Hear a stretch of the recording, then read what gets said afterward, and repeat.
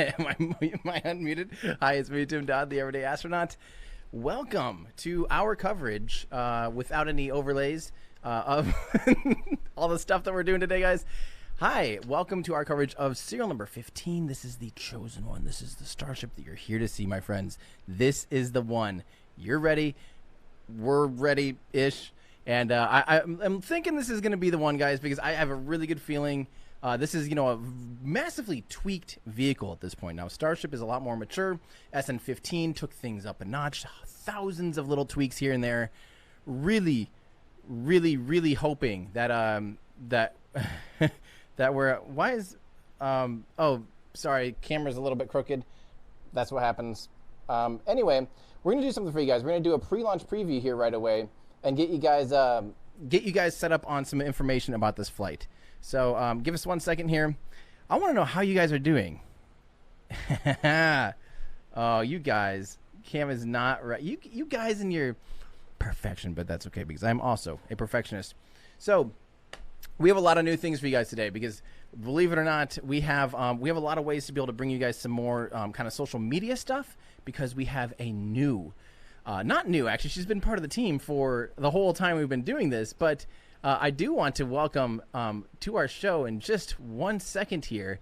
I want to welcome for you guys my very, very good and dear friend, Mary Liz Bender, and she is half of Cosmic Perspective. Mary Liz, welcome to the show.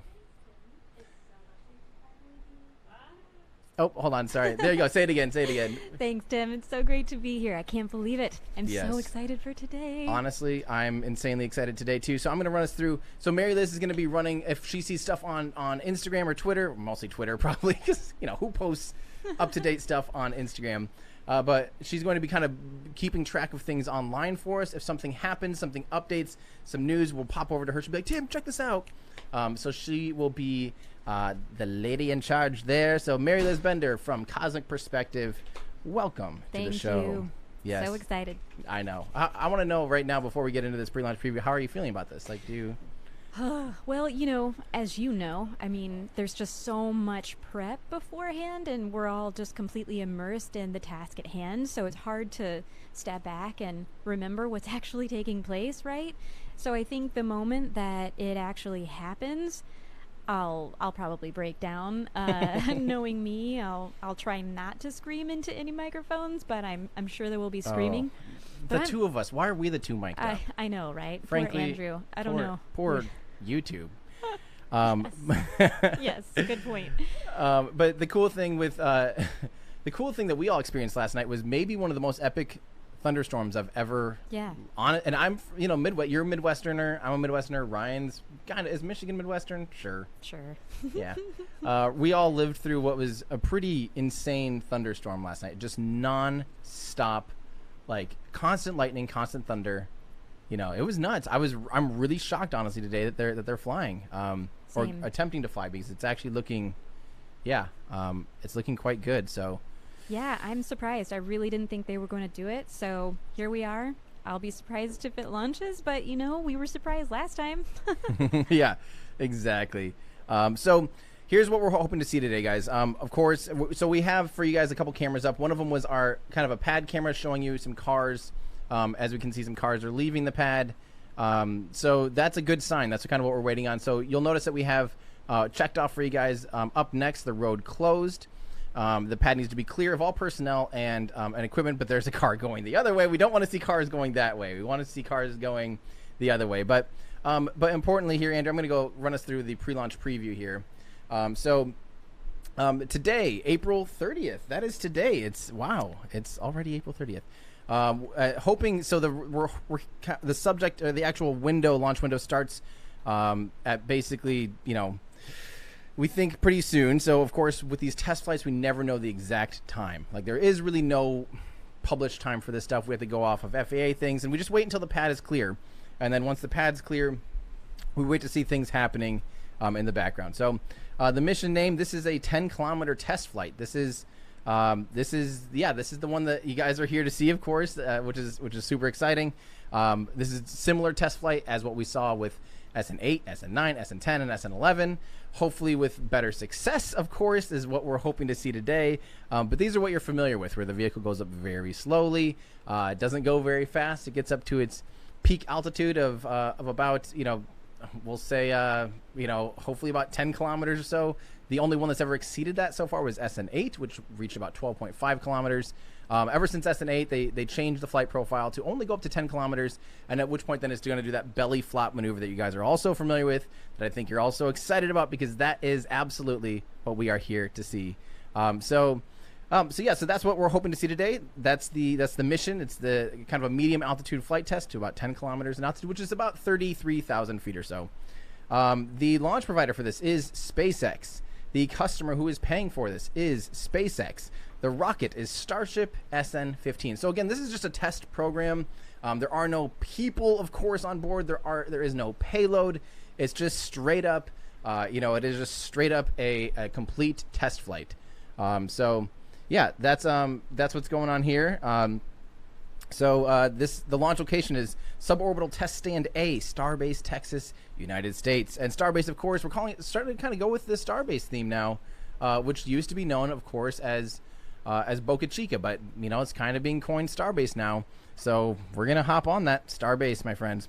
Payload: there is no payload on this test flight. The satellites are going nowhere because there is no satellites. Actually, there is a satellite receiver now. There is a Dishy McFlatface Starlink receiver. So there is actually a satellite dish receiver. So this satellite dish receiver is going to follow the vehicle. it's kind of just tacked onto the side there, and it will go about 10 kilometers, which is awesome. Where will this land? It only lands about 360 meters, about 1,000 feet from the launch pad. So that's insane. Think about that. That is going to be landing that close to the launch pad. Pretty spooky stuff. But so far, even though they've all ended in pretty big explosions, it has not damaged any of the important ground infrastructure or anything like that. So, will they be attempting to recover? There are no fairings on Starship. Starship has an integrated cargo bay, which is not being used in any of these vehicles so far. It's just a straight nose cone. So, of course, again, are the fairings new? There are no fairings. Weather is questionable, but this is looking a lot better than it. We actually have good visibility on the ground here, way better than SN11.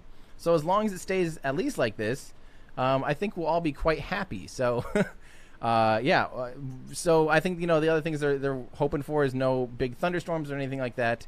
But of course we are waiting to just see if the pad's actually going to clear out and if we're actually going to see a launch today. But we are hoping for that. This will be the first flight of SN15, and maybe if it goes well, it might not be the last. This is the 4th flight of a Starship prototype to 10 kilometers. This is the 7th flight of a Starship prototype altogether, excluding the 3 Starhopper hops. Hey, web crew, we do need to change it. There's really only 2 hops. The first tethered hop was basically a static fire. There's only a 20-kilometer actual hop with motion, besides reaching the end of its tethers. I don't think you can call it a hop. Well, can you call it a hop if it was tethered? Yeah. You think so? But it's the same thing as reaching the end of a clamp on a static fire. Not really. Yeah, just a little bit stretchier clamp. What do you guys think? I want to know, what do you guys think in Discord and you guys on YouTube? Do you think the nothing the tethered hop that was like literally chains that gave it about I don't know, half a meter of travel counts as a hop? Or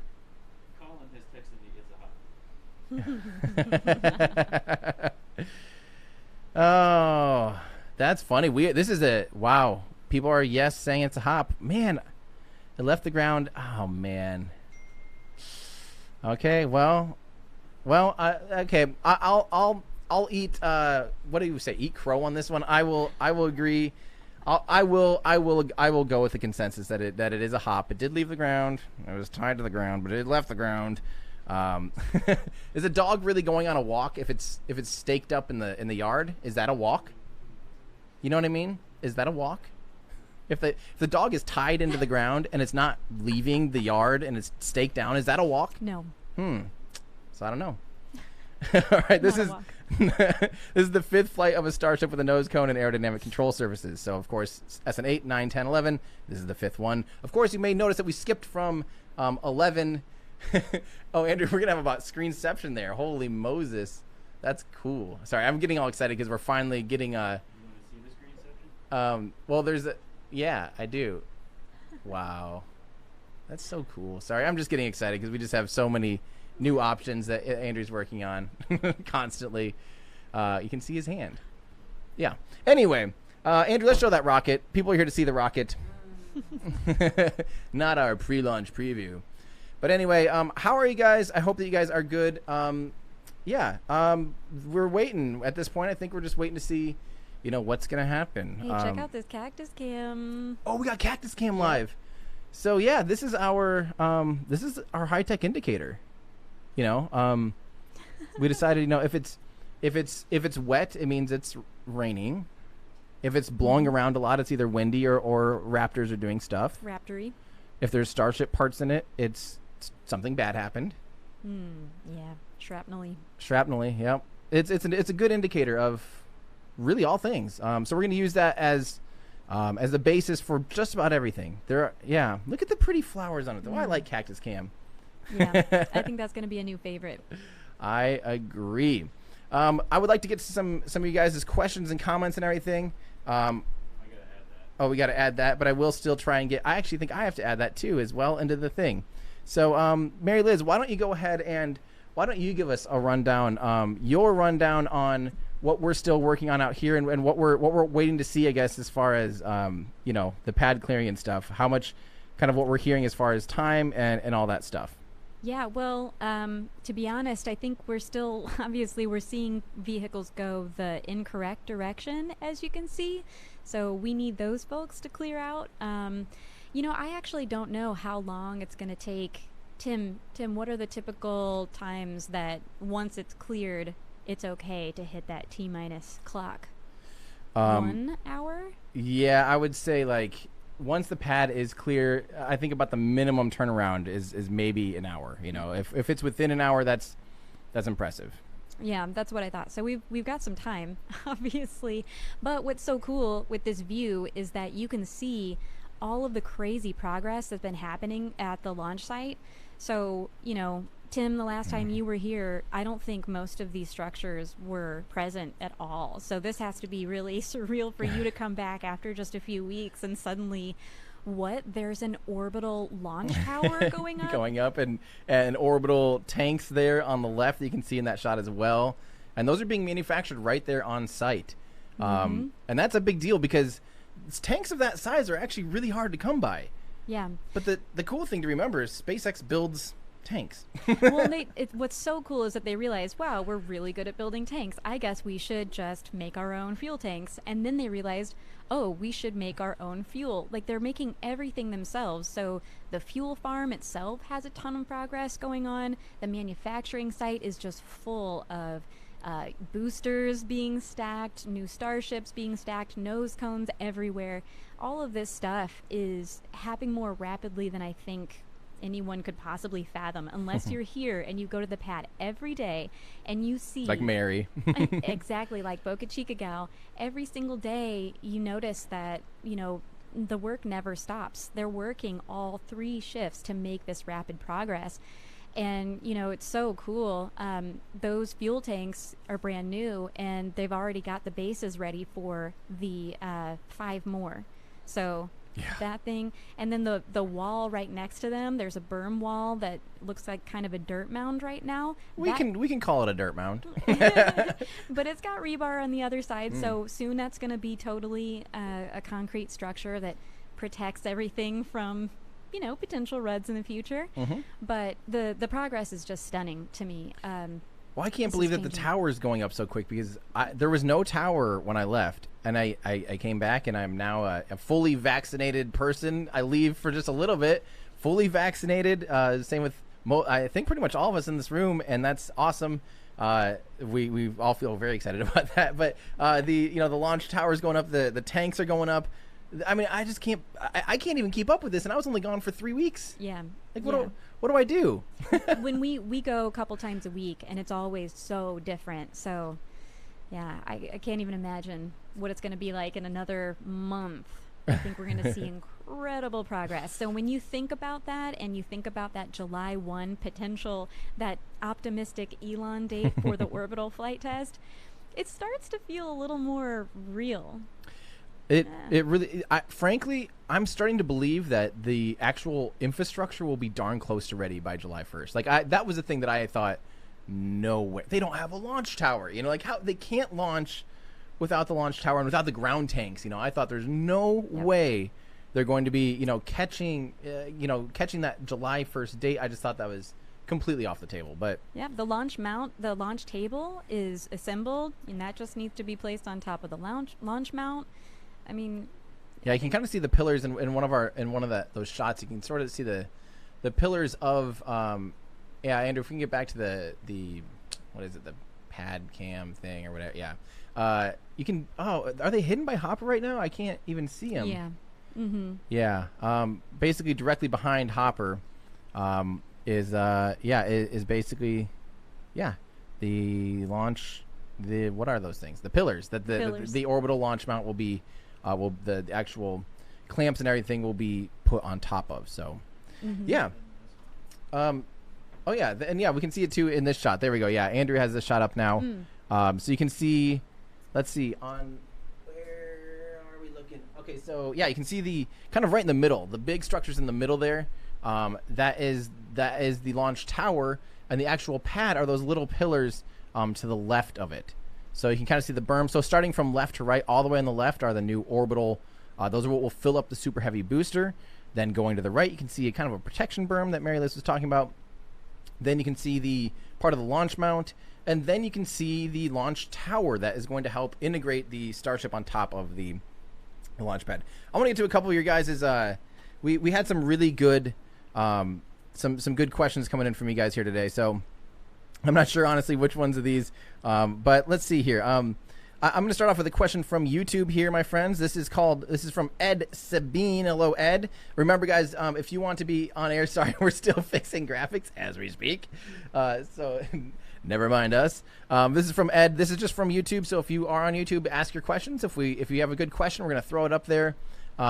If we like your question, we will throw it up there for you guys, and then we'll answer it on air. So you don't have to, we're trying not to just do super chat. We're trying to make sure we're answering all the questions that you guys have.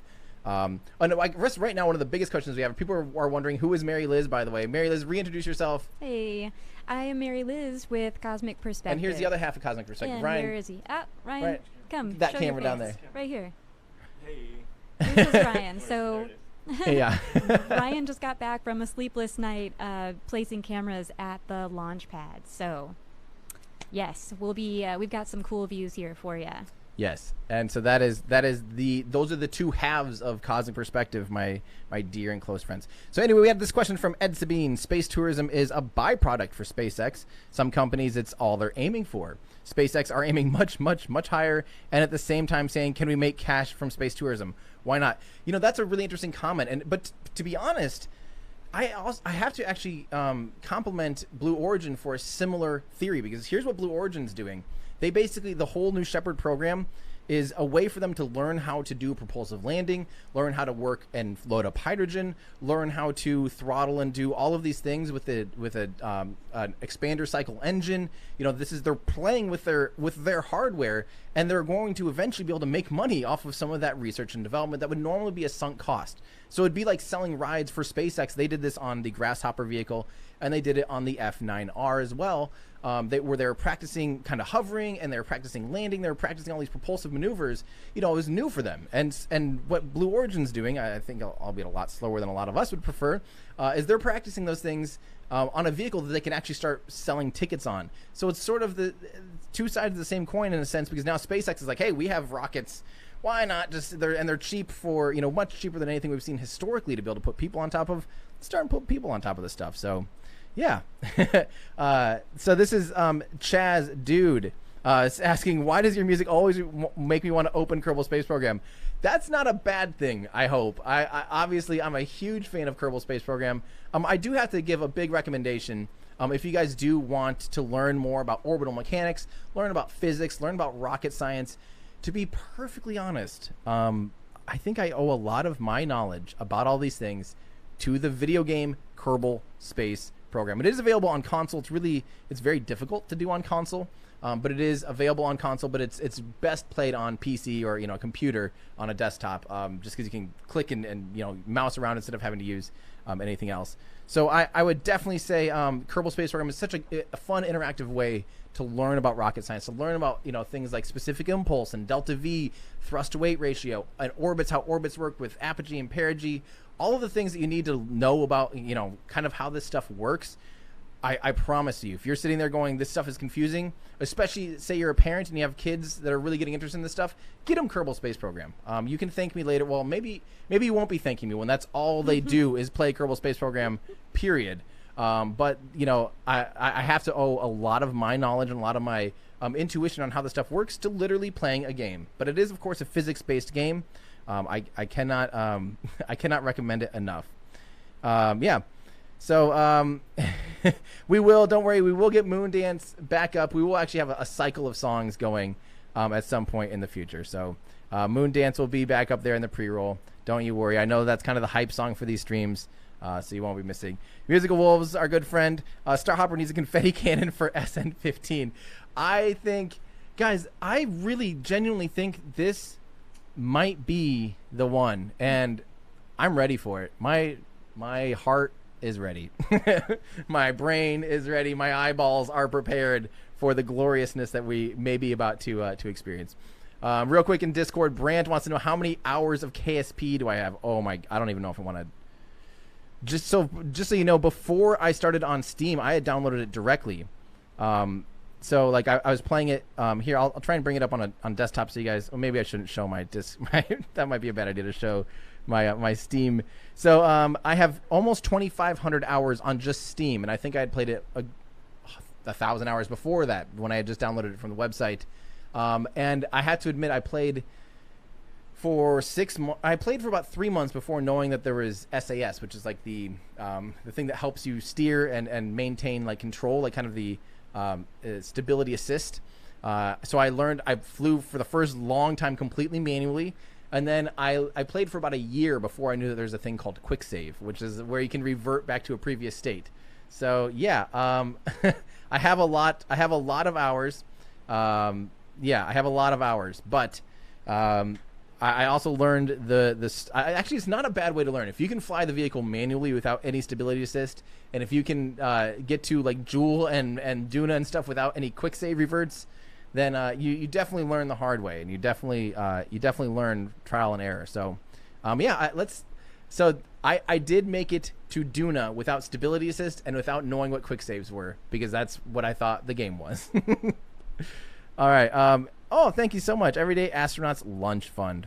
I do really appreciate that. This is I gotta answer this. This is a hot topic for me, of course. Oh man, this is the question of my life. Jacob Johnson, you have opened up a can of worms. Opinion on aerospike engines. Do you know what you just did? Do you understand the fury of excitement that you're about to unleash? I have the biggest love. See, I don't know if it's the part of me that's like, I like things that are kind of different and unique. That I like aerospike engines, like, because I love like the rotary engine. We talked about this in the aerospike video I made. If you want to know anything about what an aerospike engine, watch. I have a really deep dive on aerospikes, why they're advantageous, what their disadvantages are, and why haven't we ever seen one actually be used on an orbital rocket. But I do absolutely adore aerospike engines. I just think they're simply cool. I think they're awesome. But what they are is basically an inside-out rocket engine. So the idea is with a rocket engine, you actually need to use the nozzle of the rocket engine to convert the high pressure inside the combustion chamber into workable thrust. Now you do that by literally choking the flow, because obviously if you have a high pressure chamber, and it's going to want to, pressure always flows from high to low. So that high pressure chamber is going to want to have all of its high pressure gases just be expelled out whatever hole it can be expelled out. So what they do though is they choke it down in what's called like a de-Lavelle nozzle. And what that does is you get it to the point where you shrink it down enough that the flow of the gases reaches a supersonic speed. Then at that point, a traditional nozzle will extend out, And from that point on, every bit that you make the nozzle wider and longer, you actually are speeding the gas up even more beyond supersonic flow. So if you want to speed up, and that's good, you want that the exhaust gas to be moving out of the nozzle as fast as possible. That's how you get a lot of kinetic energy. It's how you maximize the use of your propellant. So by throwing it out of the back of your rocket engine as quickly as possible, that's what the whole point of a rocket engine is: take mass and chuck it really fast, right? So by extending that nozzle out, you start dropping the pressure that was once inside the combustion chamber at really high pressures. You're lowering it. Every little bit that you're going down that nozzle, you're actually lowering the pressure more and more and more and more and more until you get to the point where you're at ambient air pressure. So the pressure inside a rocket engine, of course, is extremely high. But as you go down that nozzle, the pressure actually gets lower and lower. You can actually get the pressure coming out of that rocket nozzle to be lower pressure than ambient air. So right here, we're at 1 bar. You know, at sea level, we are at 1 bar. That's 14.7 psi. And the air here, believe it or not, you know, we think of this as just kind of normal.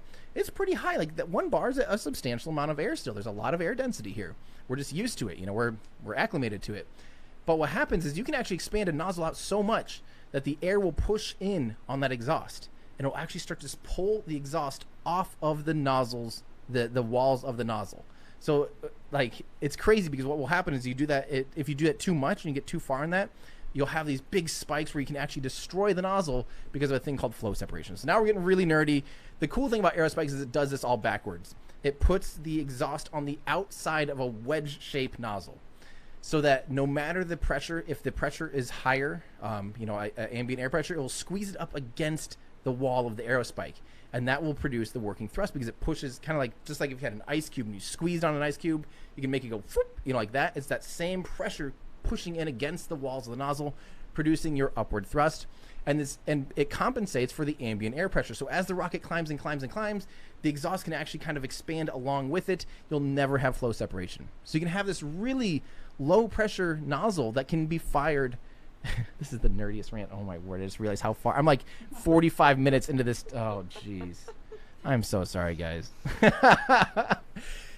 Anyway, I love aerospikes, and I hope to see one someday. They have some advantages, but they also have some flaws. Ladies and gentlemen, I am done with my aerospike rant. Good morning, or afternoon, or whatever it is. Oh, jeez. All right. Let's get to some more questions. Let's see. So this is a real quick question, or a comment here. I want to remind you guys in this chat, when you're on my channel, you're on my home turf, my friends. We are all together on the same team. So the other day, of course, China had launched their new space station, the first module of their space station. That is amazing. I want to celebrate humans going and exploring, period. We can leave it at that. I want to remind you that we're all here to cheer on spaceflight. We're all here to cheer on science. We're all here to cheer on the adventure of going out and exploring the cosmos, period. I think that in the long run, 20, 30, 50, 100, 200, 300 years, you're going to look at it as humanity leaving our planet. Humans leaving our planet. It doesn't matter where those humans originated on our planet. At some point, you know, we're going to be sitting here going like, you know, the people that live on Mars, or the people that live out there on floating space stations, they're not going to be like, yeah, remember when the first, you know, people from that very small region of the world did this or that? They won't care. You know, it's so arbitrary and so silly, because we are on the same little tiny ball together. So I like to be team space here and encourage all of us to cheer everybody on, no matter where they're from. You know, people don't get to choose where you're from. Just remember that. I didn't choose that I'm from Iowa. I mean, I love Iowa, but say what you will about Iowa, I didn't choose to grow up and be born in Iowa. You out there, internet friends, did not choose the place you were born. So that should have no impact on your ability to be an engineer, a scientist, and expand our presence amongst the stars, my friends. So, so that's I'm glad to hear that, you know, if you're in this chat room here, my friends, we are watching history together. We are in here celebrating humans doing awesome things. And for me, that's what I love about spaceflight, is we are actually witnessing history together. We're witnessing really cool things together. We're here to cheer on the engineers that are doing awesome things, like building Mars-capable rockets like Starship that we see on camera here. You know, this is exciting stuff. Why do we need to divide ourselves amongst our excitement? There's plenty of excitement for everyone and everything. So, yeah, there you go. that is my rant. So this is from Chininator says, are you open to the idea of doing a collab stream? Well, it says Steam, but stream with NASA spaceflight. So I'm really good friends with the people at NASA spaceflight. They're amazing. But it's kind of like saying, hey, why doesn't NBC and ABC just provide the same coverage of the same? Why don't they just get together and make one? It's because there's differences. There are differences. Are we seeing stuff happening? No, I'm just saying. Oh. We have people. Yeah, we're collaborating here with our friends, with Cosmic Perspective, with S Padre, Rachel and Jean, with Cooper Heim. We've got our people doing stuff here too, and we want to encourage everyone to be watching NASA spaceflight. We want to be encouraging people to watch Lab Padre. You get to choose. This is the beauty of YouTube, is you get to choose the voices and the opinions and the knowledge and the aesthetics, the type of conversations you have in the rooms on YouTube based on your preferences. That's the beauty. You get to choose. Like, that's the cool thing. Or you have a whole mission control system and monitors everywhere and everybody's up all the time. That's what I do. Yeah, I was going to say, I think that is the most common thing these days, is everyone just has 50 browser windows open and 10 devices running everything, because why not? More Starship, the better. That's right. But that's kind of it for me, is like, why, more Starship, the better, period. So, yeah, that's what I think. So, oh, here, hang on. This is going back from Brian says, it's not a hop, when we were talking about that earlier. So, yeah, about Star Hopper, whether or not it's tethered hop was a hop. I don't know. I go back to that dog on a leash in your yard thing. Are they going for a walk because they're tied up? I don't understand how that's relevant. Because they're tied up. They're not walking. Like, a hop means like it went somewhere, it did something. It's a little different, because in order to go on a walk for a dog, you typically have to have a human walking you, right? Yeah. In that situation, it's a little different. Humans have to go. Okay, away. is a car doing a dyno run? That's where you put a car on these treadmills, basically these giant rollers, and you measure the power of the car, and it's tethered. Is that racing? Is that a test drive? It is and it isn't. I just don't know if it applies. Yeah. So I don't know. Okay, we'll move on. We'll move on, because I will. Yeah. This is a great comment here from Thomas, saying Starhopper was a mistake because Elon accidentally achieved perfection on the very first try, and every attempt since has been judged unworthy by Hopper, and it's fallen at its feet. Except for SN5 and 6 also set insane expectations. Don't forget, we saw the giant flying trash cans of SN5 and SN6 as well. So we kind of have been spoiled. We've been spoiled by flying trash cans going exceptionally well. And so when SN8 happened, also SN8 still spoiled us because it was the first time they had tried a much higher, much more ambitious launch, right? So we didn't know. We didn't know how it was going to look, and it did way better than we thought. And it ended up, setting our expectation that, like, they're going to stick this landing. Come to find out, now they've had 3 more attempts after SN8, and each one is, we've had some good, some bad. But, it's really hard to tell, to match your expectations, because they've done so stinking well on some of the things at the very beginning. So, yeah.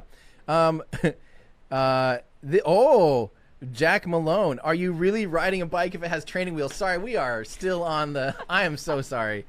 Are you really riding a bike if it has training wheels? I don't know. So yeah. I do want to remind... We're going to go back to just the pad camera here real quick, because I do just want to show you guys... I want to remind you of how big this rocket is. There's a lot of people that might be new to this. That's the point of this channel, is to bring space down to Earth for everyday people. Make sure you kind of have context and know what you're looking at on screen. What you're seeing right there, that is, we haven't done this yet on the stream. This is my little elevator pitch. This is a 9-meter wide rocket, so 30 feet wide. It's 50 meters tall. That is 164 feet tall. This thing is huge. It's a massive, massive prototype rocket.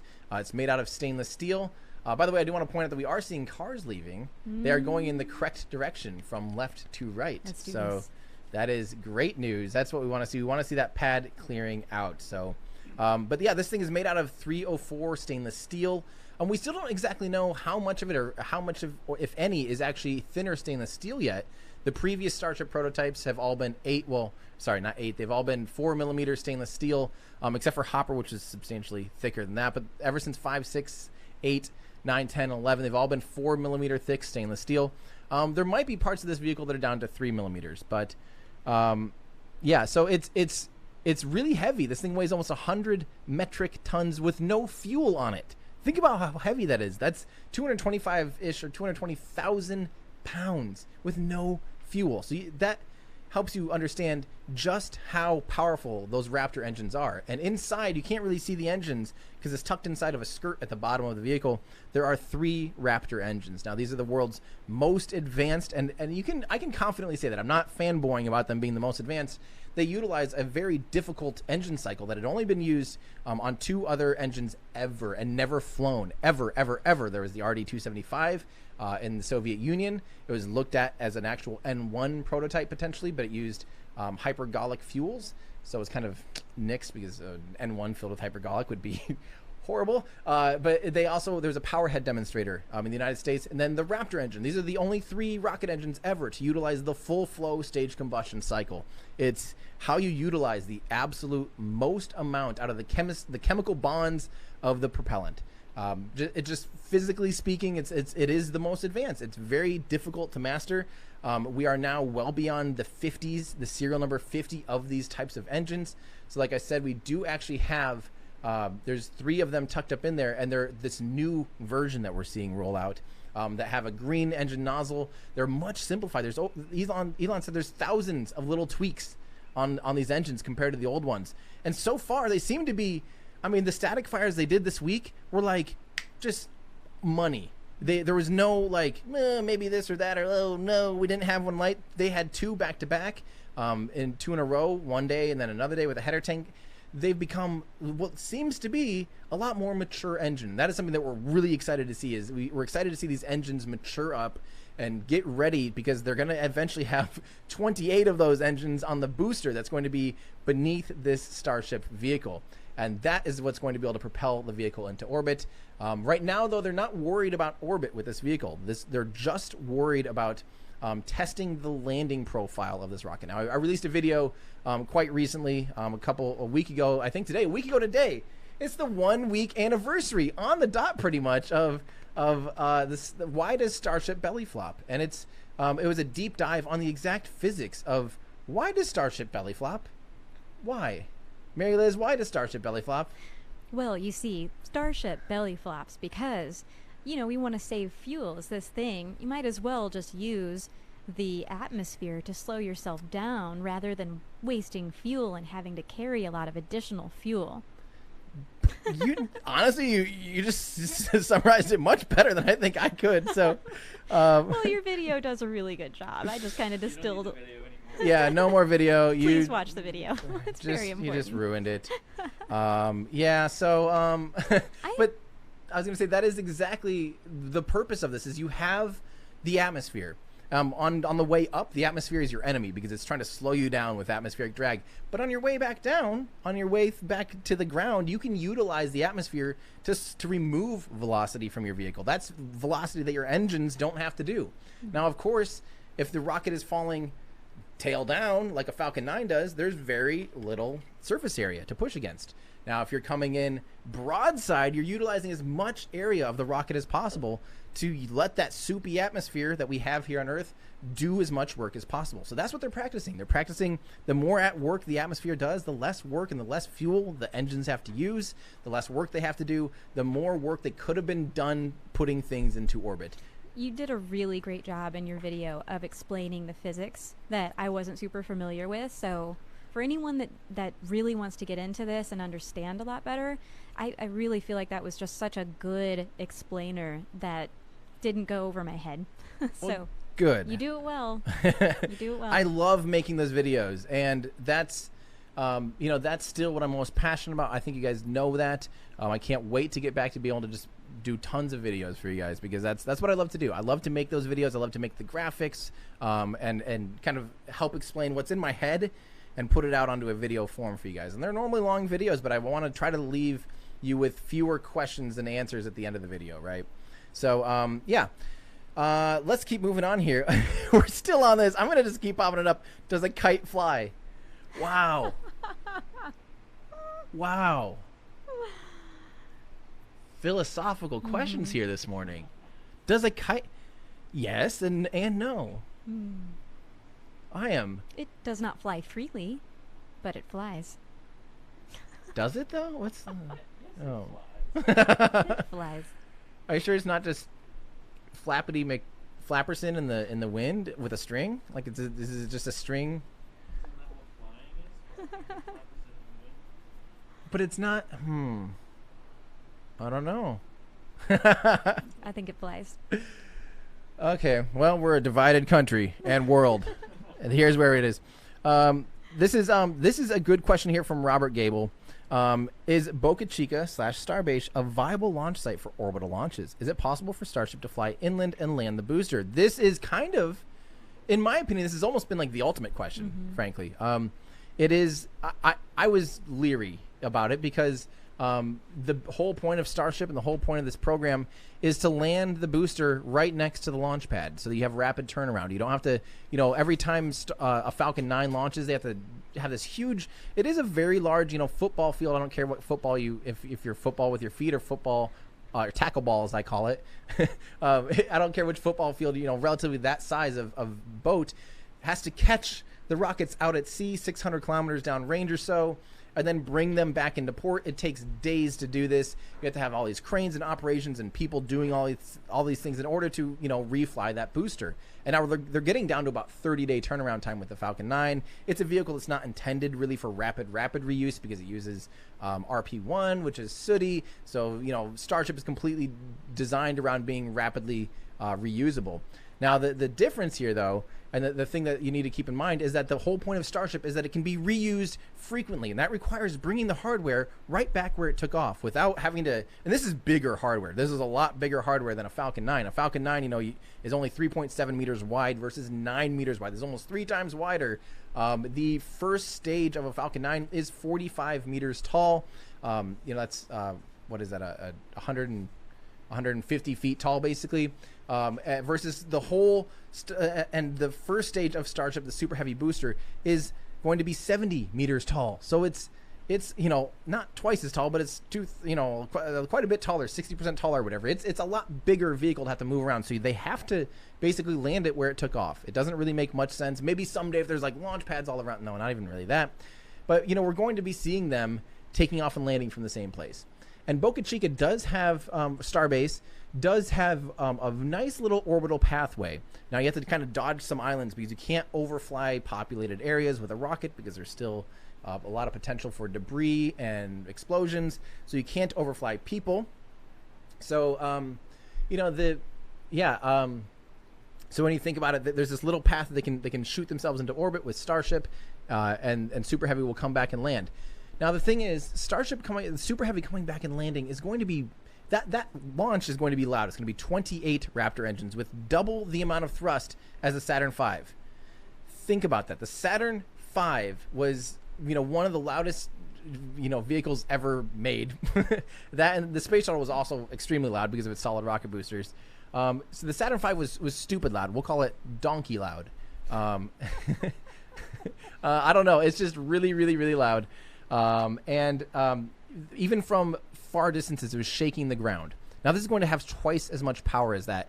And you know what? South Padre Island is only 8 kilometers away from the launch pad, 5 miles.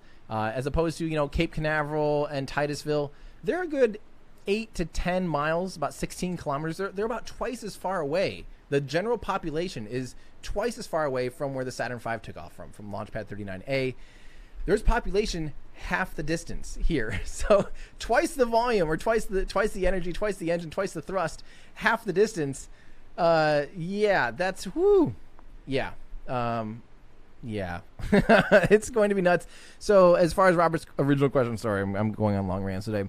Is Boca Chica a viable launch site for orbital launches? Frankly, we'll have to see. We'll have to see if the FAA, if all the approvees are okay with a vehicle of that size frequently launching and landing here this close to populated areas, or if it all will move off sea to those oil rigs that they're working on. So, all right. Let's see. This is a good question from Miles. Does SpaceX need the tower for seal number 20 and the booster, or can they stack it to the launch for first orbital? That also goes for SN20 if it's orbit capable. So in order to they likely could do the SpaceX thing, which is where they just take a crane, they stick it on top of the booster, and they go, "Hello, crane and booster, we're done. We don't need a launch tower. We don't need infrastructure, traditional infrastructure like we're used to seeing at normal launch pads." They very well might do the SpaceX thing in that sense, but I don't know. We'll have to wait and see if SN20 is the orbital bird, it will require the booster. Mary Liz, yes. I have a question, Tim. Yeah. I've been wondering about this. So for the first booster that they test, do you know how many engines they're going to use? Because I assume they're not going to use as many as they'll eventually use. They're probably just going to do enough to make the test. Do you have any idea? That has been in flux constantly. So it started with the first booster was supposed to be last year, and it was supposed to have 2 engines. Then we saw some talks of it being 4 engines. Then we saw some talks of it being 6 engines. Then we see BN1 with 4 mounts. Then we see BN2 with like 6. Then we see all these different things. And we have no idea, frankly. We really have no idea what the final configuration is going to be. It's going to, if this is going orbital, it will need 24 engines basically in order to lift the propellant that's capable of lifting the Starship. It is going to require a lot of engines. So. Yeah. And I was going to say, what's so crazy that people probably don't realize is that, we live about, I don't know, 7 miles from the launch pad. And right now, when it static fires and we're inside the house, it actually does rattle our windows. So I don't know how. It's so crazy to imagine what it's going to be like when there are more than 1, 2, and 3 Raptors firing in this area. Yeah, this is a debate that Andrew and I have. Andrew tends to think that based on a calculator, he's using math and science as you should, saying that it's actually not going to be a substantial increase in volume for some reason. Interesting. But I have a hard time believing that. It's moving a lot more air. Sound waves. Yeah. Yeah. Well, because it doesn't, sound doesn't scale linearly.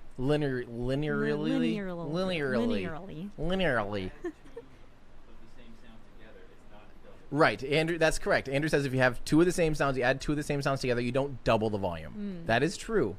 Of course, decibels don't work on, it's not like if you go from 50 decibels to 100 decibels, you double the sound either.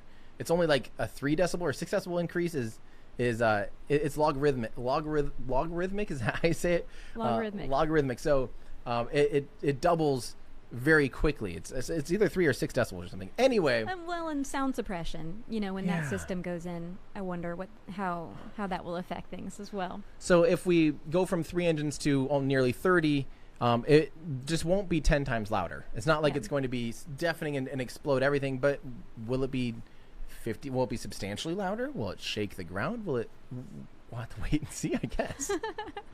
Only time will tell. I can't wait for that day. Either way. Can't either. I think, at this point it's destined to potentially be this year. That's what Elon keeps saying over and over, July 1st. I don't quite know if I believe. I love those ambitious timelines. I think that's great. I think that's how you make changes and make things happen, is through totally ambitious timelines.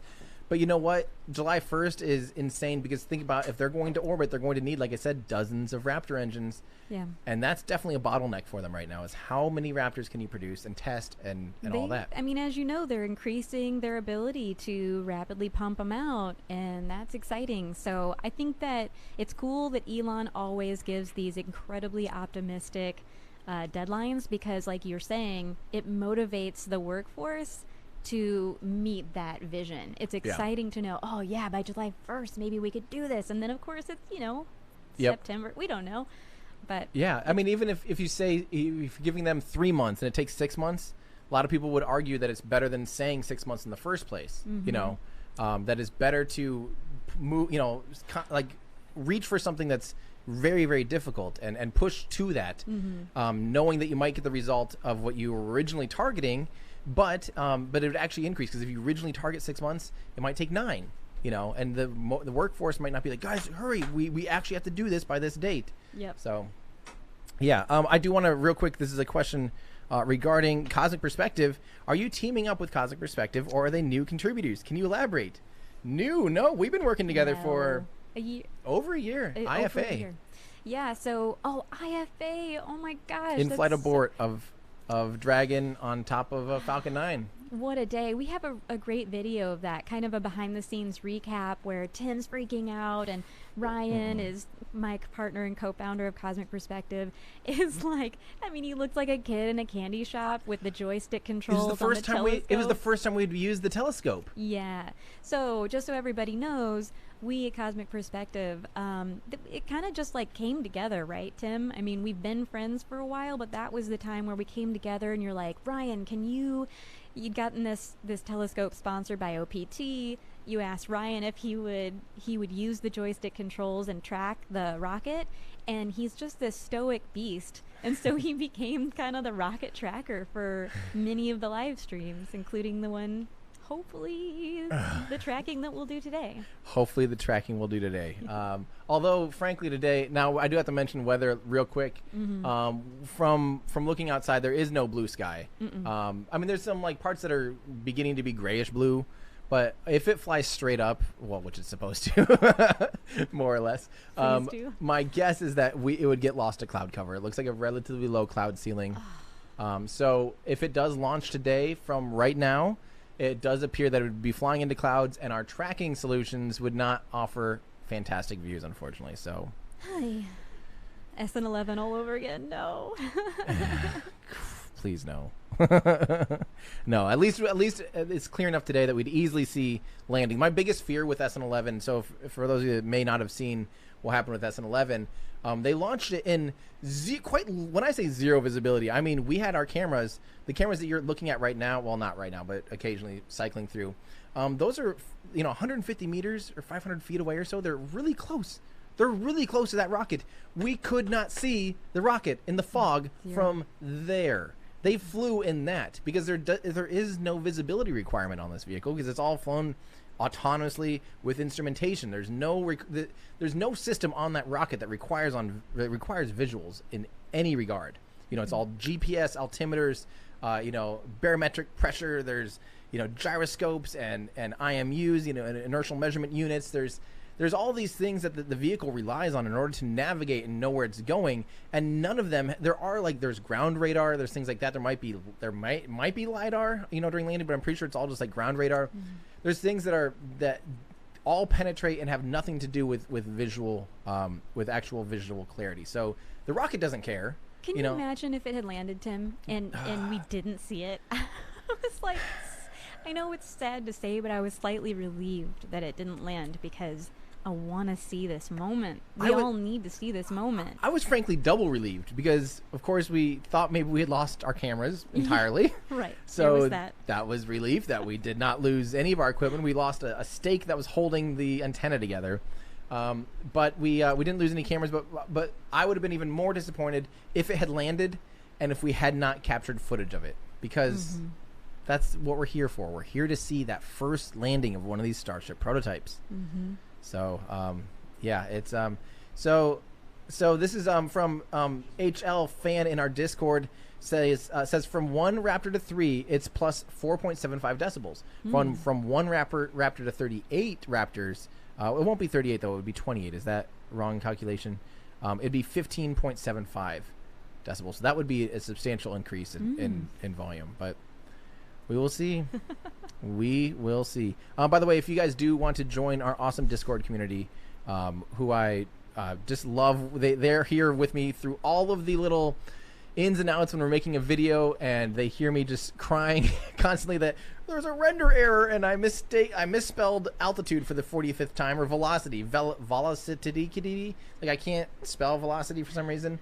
They're here with me, and I just love our Discord community. If you want to join our Discord channel and get some behind the scenes access to things, including our awesome, we do have our Patreon/YouTube 4-channel clean feed up as well. If you guys do just want a completely clean feed of our cameras, we do have. This is a little preview here. We put that up as soon as the cameras go online and get that link sent out to to our Patreon supporters and our YouTube members, and also Cosmic Perspectives Patreon supporters as well.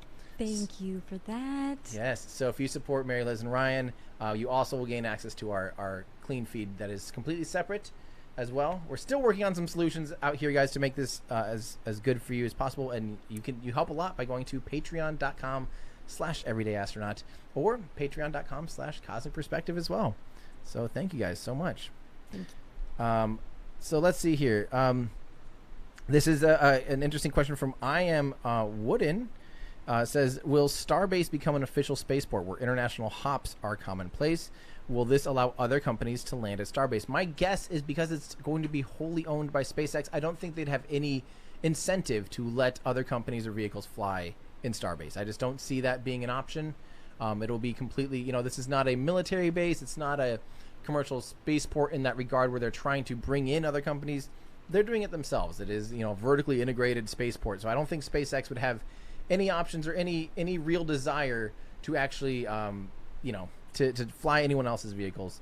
That's just kind of my opinion. So this is from Jagner, says, every time I watch these live, they scrub. So I hope this takes the edge off the damage a bit, Tim. Also, crank Mary's mic. We did increase Mary's mic gain just a little bit. So thank you for your feedback. Yeah.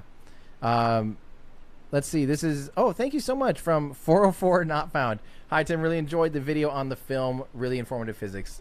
Question. How are they going to prevent boil off of cryo propellants on the 6-month journey to Mars? So, fantastic question. Elon has kind of talked about this.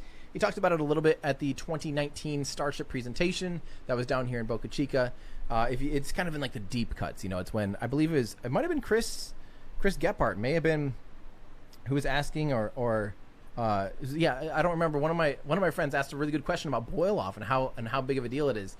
And apparently, one of the things you can do to prevent boil off. So boil off is when you have phase change of your fuels. What's on Starship is liquid methane and liquid oxygen. Now those are very cold. They're both around minus 180 degrees Celsius, basically. Well, that's kind of the upper limit of methane, the lower limit of oxygen. But right around there, we'll just say minus 180 degrees Celsius. Very cold. In order to be liquid, if they get warmer than that, they turn into a gas. And when you turn in, just like water does, when water goes from a liquid to a gas, when it turns into steam, it's phase changing. You get it warm enough and it phase changes and it expands. You can run a train on the expansion of water, right?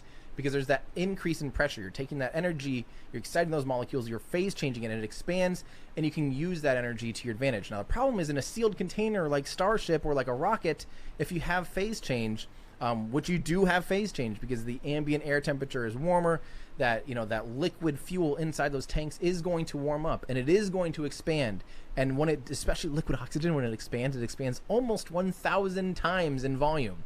So that same little bit of liquid oxygen will warm up and expand out to be 1,000 times its size. So when you do that, when that happens, they have to vent it out. That's really the only real option. As you have that phase change, you have to let some of it out. But the good thing is with the laws of thermodynamics, as you vent something, it actually it can help kind of, it's this whole like equilibrium thing where you're only venting a little bit. Now the way you can really prevent that is you can put your fuel inside of another chamber, inside of a vacuum chamber. So there is no medium for the actual, for the heat transfer to be able to go through, if it hits the skin and then warms up the, in space, if it's floating completely in a void inside the tanks and it's not touching the tank walls, it might not boil off as quickly. But if it's thermally isolated with a vacuum in between, so like the header tanks, especially the methane header tank that's in the middle of the tanks, that's very thermally isolated from the ambient air temperature, from the heat from the sun, or here even on Earth, when it's sitting with the ambient air temperature of the air. It's actually very isolated because it has all of that void, and in space, it would actually be basically not a vacuum because it is filled with, it is back pressure filled with the gaseous fluids. But point of the story is it actually doesn't bleed off that much. So yeah, that's a great question. And it sounds like Elon said it about 1% a day. Now, don't forget, that's not 1% of 100% each day. So it's not like you can only have 100 days. It'd be 1%. It's basically interest. It'd be 1% would get to 99%. The next day, it's 1% of 99. The next day, 1% of 98.1 or whatever. So it actually ends up being not quite as bad. You can sustain long-term missions, and the trip to Mars is 3 to 6 months or so. And boil off, yes, it's something you have to contend with. There are things you can do to mitigate that, and they are obviously having to work through those things if you really do want to do that. So, let's see here. This is I missed the question here. Crap, hang on. I had this problem where the thing got too long and now I missed it. Crap. Give me 1 second, guys. I want to try and get back to that comment because I do want the whole point of of our studio space and everything we do here is to provide for you guys the best coverage we can. But I don't remember. I don't know where that comment went because I did lose it. So I'm sorry, but yeah. Let's get to a couple more good questions from you guys. You guys have, oh, that's funny. Oh, that is interesting. Flying Savannahs says, I join in, and I thought Mary Liz was Diana Cowan, the physics girl. Oh. Wow, I never, you, physics girl, Wow. and Simone Yetch actually could all be siblings. I like it. Well, they're wonderful people. We so. basically are. Yeah, you are now. That's funny because have you ever seen the Simone and Physics Girl? I don't know if you guys know Simone, and they're two mega YouTubers, just incredible creators, big fans of their work. They're friends and they look very similar. And one time they did a face swap. You can't even see. No way. Hey, look it up for me. You can do your thing. Look up Simone. This Simone. is what we're gonna do. Yeah, this is. I want to see this. I want to show people. Look it up. It's you're the computer person. Look it up. Oh, me. Yes. That's me. That's my job. you. I'm the computer person. You're the Yes. computer. Look up Simone and Physics Girl. I'm new to this whole thing. All right. We just decided to do Face this swap last because minute. it's insane. So I like that comment because I never realized that there was a third in that. So let's see here. I love this. Oh, thank you, Nicholas. Holy crap. Taco Fun. Shout out to Cosmic Perspective. Thank you so much, Nicholas. That is, I really, really, really, really appreciate that. We're going to eat all of the tacos. Thank you so much. Nick, thank you. Nick is a member of the Cosmic Perspective team, Hey. and he does so much for us. He is absolutely wonderful. I don't know what we would do without him, to be totally honest with you. Thank you. Andrew, we may have, sorry, we did lose our feed for a second, but it looks like it's back up. Yeah, I don't know what we can do about it. All right, so this is a good question. I don't know anything about this. This might be the next thing you have to look up, Mary Liz. Is not a wait? Where is it? Did I hear about the Long March 5B booster in an uncontrolled reentry right now? It's from the station launch. Looks like it hit anywhere from New York down to New Zealand. Nope, I did not know that. I did not know that was a thing happening right now. That's honestly. It's crazy. That's one of those things that controlled reentry and controlled situations like that of booster and of rocket parts is extremely important. We actually had a Falcon 9 upper stage the other day not go quite as planned. Oh wait, is this the I don't actually have anything in this picture. Oh, okay. Wait, that is that actually swapped? That is so strange. Yeah, the that's shadow looks weird, but That's swapped. Yeah. oh, I think there's a few pictures like that. That is too funny. That is too funny. But yeah. So yeah, if I was a little more blonde. 1 second. Yeah. Sorry, I know I'm speaking from the void here. Everybody's like, what's going on back there? Let's get to a couple more good questions from you guys. Again, remember, if you ask good questions and our mods catch it, we'll gladly throw it up on, or we'll try to get up on screen. But today I'm doing too many rants. Oh, look at that! That is Simone Yetch and Diana from Physics Girl. Oh, that is amazing. That is the weirdest face swap ever, though, with the opposite shadows and stuff. So, look, my face is here. Yeah. Wait, what are they doing? They're going. Making this face. There you go. For your entertainment, you are welcome. Ooh. Oh wait. Oh, this is a better one. Hang on. That one's crazy. Hang on. I'm gonna send this to you, Mary Liz. All right, I'm not doing my computer job very well. This is amazing. Help me out. Sorry, I am. That is so creepy. Okay. Anyway, back to rockets. So we are on tangents today, but you guys wanted to hear us hanging out more often, so you're getting. So this is Dragon Trapper says, just out of work in time to miss the Aerospike rant. Thanks for the stream and all the amazing videos. Well, there's always room for Aerospike rants. So this is a great question, actually, Razenbot. Why not use belly flop also with the first stage booster? So why not use the belly flop with Super Heavy? Well, there's a that's a very, very good question. The first reason why it's not as necessary and not as important with the first stage is the first stage doesn't take nearly as big of a payload penalty as the second stage. So the payload penalty, if you add 1 kilogram to the, or let's say if you add 4 kilograms to the upper stage, like the Starship, it removes at least 4 kilograms, since they actually need to recover it. It removes at least 4 kilograms from your payload capability. So you really want to, you want your mass fractions to be as small, as good as possible, so that you can put as much stuff as, you can use the rocket to be a rocket and to put as much stuff into space every single time you launch it.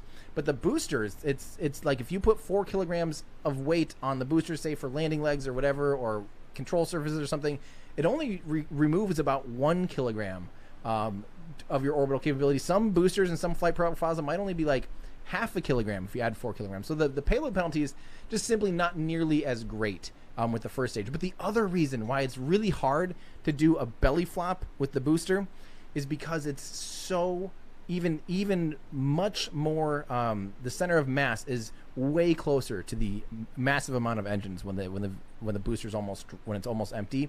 There's going to be 28-ish Raptor engines.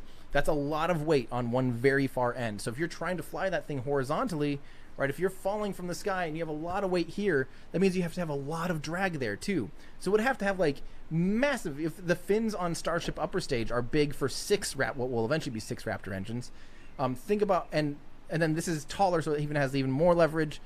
Think about how big the actual aero surfaces to make it belly flop with the booster would have to be. They'd be so big, I'm guessing it's just simply not worth it. The one advantage that Super Heavy has that Falcon 9 doesn't have is that because it's made out of stainless steel, it has a high enough melting point to be able to just cruise in through the atmosphere without doing an entry burn. They're hoping they'll do a boost back burn just like the Falcon 9 does when it does a return to launch site landing. But then the Falcon 9, as it's coming into the thick parts of the atmosphere, it requires an entry burn. So the atmospheric pressure and the actual compression of the air in front of it in the bow shock doesn't heat up and destroy the booster. We see how spicy some of those booster entries are sometimes, where even after the entry burn we see plasma going crazy. We've seen that plasma even destroy some of the Falcon 9 boosters. Super Heavy, because it's made out of, and Starship, because they're made out of stainless steel, have a much higher melting point, a lot more potential to actually be able to handle landing without having to do that wasteful maneuver, which is lighting up its engines for an entry burn. So the first stage, it just doesn't matter as much as the upper stage. But yeah, that's kind of the whole thing there. So, all right, this is from Heather Nichols. This is awesome. I love the nerdy rants. It is one of the things I look forward to. Thanks to you and your team for bringing space down to Earth for all of us. Well, thank you so much, Heather. That really means a lot. We do work very hard to try to do this stuff for you guys. We are still making tweaks. I was hoping we'd be kind of done with Tweaktown, but we're still a ways away from Tweaktown being done. It'll probably be, I would guess, frankly, if we were here for 2 weeks straight, we might be getting close, but hopefully hopefully that's not the case. And second off, I don't know. We're kind of doing the SpaceX model, which is like, see what works, fix it, improve, tweak it, and people might be like, that's silly, you're doing all these things, but at the end of the day, you learn from failure. Okay, this is a great question from Quiet Storms. Tim specifically, did they skip SN12, 13, 14? Yes, they did. Very, very much so. They skipped it. The reason is basically parts of 13 or 12, 13, and 14 were being built and manufactured while SN8 was like flying, and while they're working on SN8, they had hardware already being built for 12, 13, 14. Now, of course, by the time they flew SN8, they realized some flaws in their designs, and they're like, oh, well, is it even worth flying an old, outdated, antiquated design that we now know is basically pointless? They had parts for 9 and 10 and 11. They were basically like, you know what, let's fly what we kind of have, but let's put a halt on these other ones. And they were very small parts. It was like a couple rings, maybe a thrust puck or a dome or some pipes and stuff from those rockets. They weren't fully assembled rockets, but they were the 13th downcomer, or they were the 13th set of rings, or the 15th dome section. It wasn't like they threw away whole rockets. They just threw away some parts that were up to the 14th, 15th number of those. So yeah, so if you think about it, it's kind of the whole. At this point, their bottleneck is kind of launching. It's launching and having vehicles on the pad. So why waste your precious time flying old hardware? And 15 is the one that really has some substantial upgrades. So 15 is the one that they're going for after 11. They realized it a long time ago. So, yep. All right, thank you guys. Oh, this is awesome, Stefan. Thank you so much. We do need. Stefan says for the Cosmic Perspective Celebration Dinner Fund, we will. When this thing lands, we will definitely celebrate. We will. We will properly celebrate. Probably get champagne out. Mm-hmm. I mean, I had whiskey. I had for Starhopper back in the day. I had whiskey. 2 different bottles of whiskey. One was like in case of Rudd, or no, that was even for SN8. I think I had in case of Rudd and in case of landing. Yeah, I remember that. I think both ended up being. Yeah, you broke all the rules. I mean, yeah, there are no That's rules. the problem. Yeah, I mean, because it was the celebration anyway. It was like the best successful fail in the world, frankly. We got the most beautiful flight. We really didn't think that was going to happen so perfectly on the first go. And then we got the explosion. I mean, come on. It doesn't get better than that. Yep, it does not get better than that. But you know what? It doesn't get better than flying. And unfortunately, the road closure was canceled today. This is bad news for today. So, looks like we're going to have to basically call it here in a second. Let me get through a couple more questions. But it does look like, Andrew, why don't we go ahead and... is there a way... We probably can't do the override thing, can we? Yeah, we can? So we're working... Andrew's still been spicing up some graphics so we can actually have like little bits of information for you guys and everything up on screen. We're gonna have a frowny face. Yeah, we're gonna have some information up on screen. Oh yeah, scrubbed. There you go. It has been called. So yeah, go ahead, chat. You can do your F in chat if you need. If you need to let it out, let it out, my friends. We understand. I don't know. How do you feel about this? Everyone in the room. You know,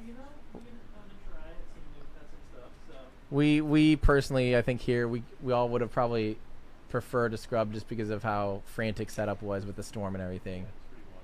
I love, you know, it's so funny because we've been documenting rocket launches for several years straight now, and it's so crazy. Like in Cape Canaveral, as you know, Vandenberg, Wallops, there's this whole process where you have to go out to the pad and then you place your cameras and then you get on the media bus, and it's this whole rigmarole. But it's so fun. Like, it's so fun to be able to do it many times in a row. So I'm always excited when there's a scrub because it means we get to do it again, and we're going to do it better because we've learned. That's the important thing, I think, is frankly doing it better, honestly. And that's every launch. Every launch, every rocket photographer you know, or most rocket photographers you know, just got a new piece of gear they're excited to try out, and all of a sudden they get out there like, oh no, I forgot this or that. And that's the beauty of growing and expanding your craft. And for us here, scrubs are scrubs are always cheaper than booms. Let's remember that. But also, a scrub does offer you the chance to kind of fix some stuff that you learned was not correct. So that's always a decent thing for us, frankly, is a scrub. So although it's equal parts, I feel like it's equal parts frustrating as it is good. Because you're also like all the extra work, going out, another sleepless night. Yeah. Do you want to come talk? I want to hear Ryan. Come. I was gonna say it's like easy for me to say, yeah, it's so awesome to do this all over again. But Ryan and Gene are up all night. You have to get right in that SM7B. Come here. Turn your lava on. Oh hi. Something fell over. There we Turn go. my lava on. Lava on. What were we talking about? Oh, anticipation after a scrub. Yes. Yeah. So And the logistics. Sure. I guess. Oh, there's the camera. All right. I mean, we look forward to this for such a long time, and there is so much adrenaline and anticipation building up to this moment. So that is the fun part of it. I mean, we really enjoy that. But of course, obviously, a lot of work to repeat. But it's all part of the deal. So, yeah. This is what we live for. Yeah. This is. I mean, at this point, our lives revolve around these fluid schedules, these soft schedules that we have no idea. You know, SpaceX has never. They don't really test on weekends. We always hear there's always this like background. Well, they could, which is the worst thing to tell us. Yeah. Don't say that like you maybe could test on the weekend. I don't want to hear that. I want to hear a definitive. No way, they'll never test on a weekend. And instead we always hear this like, well, you know, they could knock on the door of the governor's thing and the you know blah blah blah The and like mansion. yeah the Governor's mansion. gubernatorial mansion and Yeah, you know and play their cards right and maybe they can test. And it's like I don't want to know that. I want to know that there's no way so we don't have to you know go tear all this stuff down and completely reset and recharge everything and flush everything out and clean everything up and do all this stuff and then do it all again tomorrow and then be like, oh wait, they weren't even close to trying again. So Yeah. But is this working, Andrew? My Should mic? be. I think so. I don't know if y'all can hear me, but Yes. awesome. I think that it's been really she's a good. pretty quiet. It's like a good life lesson, you know, like everything's so in flux and so chaotic, and sometimes that's frustrating, but it's been a really good exercise for me personally because I feel like I'm getting better at managing the flux of life itself because we get practice all the time with this major stuff. So it's like you just have to kind of let go and go with the flow and be flexible. So I'm up for it. Whatever it Flexibility. takes, you know? Come That's on. the key. Whatever it takes. Yep. I did see a good question that I wanted to talk about here. Edmund says, what are your thoughts on Starship being the lander for a moon mission, but SLS, not SpaceX, being the launch rocket? Can you talk a little bit about how that will work? Well, reminder here, my friends, I do have a video that's a really deep dive on this. I like my deep dive topics, and I think most of you, based on the views, you guys do too. So if you type in Apollo versus Artemis, you will see a lot of stuff that, because last year we knew how the architecture was going to be. This is, oh, there's an ad. Give me a second here, Andrew. But the Artemis program is set up extremely differently from the Apollo program, and it's set up with commercial options in mind. So it was already planning on having commercial landers, commercial rockets take part of this stuff, and completely different flight profiles. So watch this video. It's called Will Starship and commercial landers make Artemis better than Apollo? The funny thing is that we didn't even have. Okay, so yeah, let me play this quick. We didn't even know which lander was going to be utilized and which vehicle was going to be utilized when I made this video. But all the facts are still the same in this video. So definitely watch this because it's a very unique way of setting up a program. And we go through all of the options, how Starship actually fits in to the SLS and the Orion spacecraft. It's a really unique way of setting this program up. It's still one of my favorite videos. We explain the different orbits, how they're getting to the moon. And the deal with SLS and Orion, they're basically just worried about the people, the astronauts on board using SLS and Orion. That's the whole point of SLS. That's the whole point of Orion, is they are crew rated. They can safely get humans out to lunar orbit into this really interesting orbit called near rectilinear halo orbit. So they're going to get humans there on Orion and on SLS.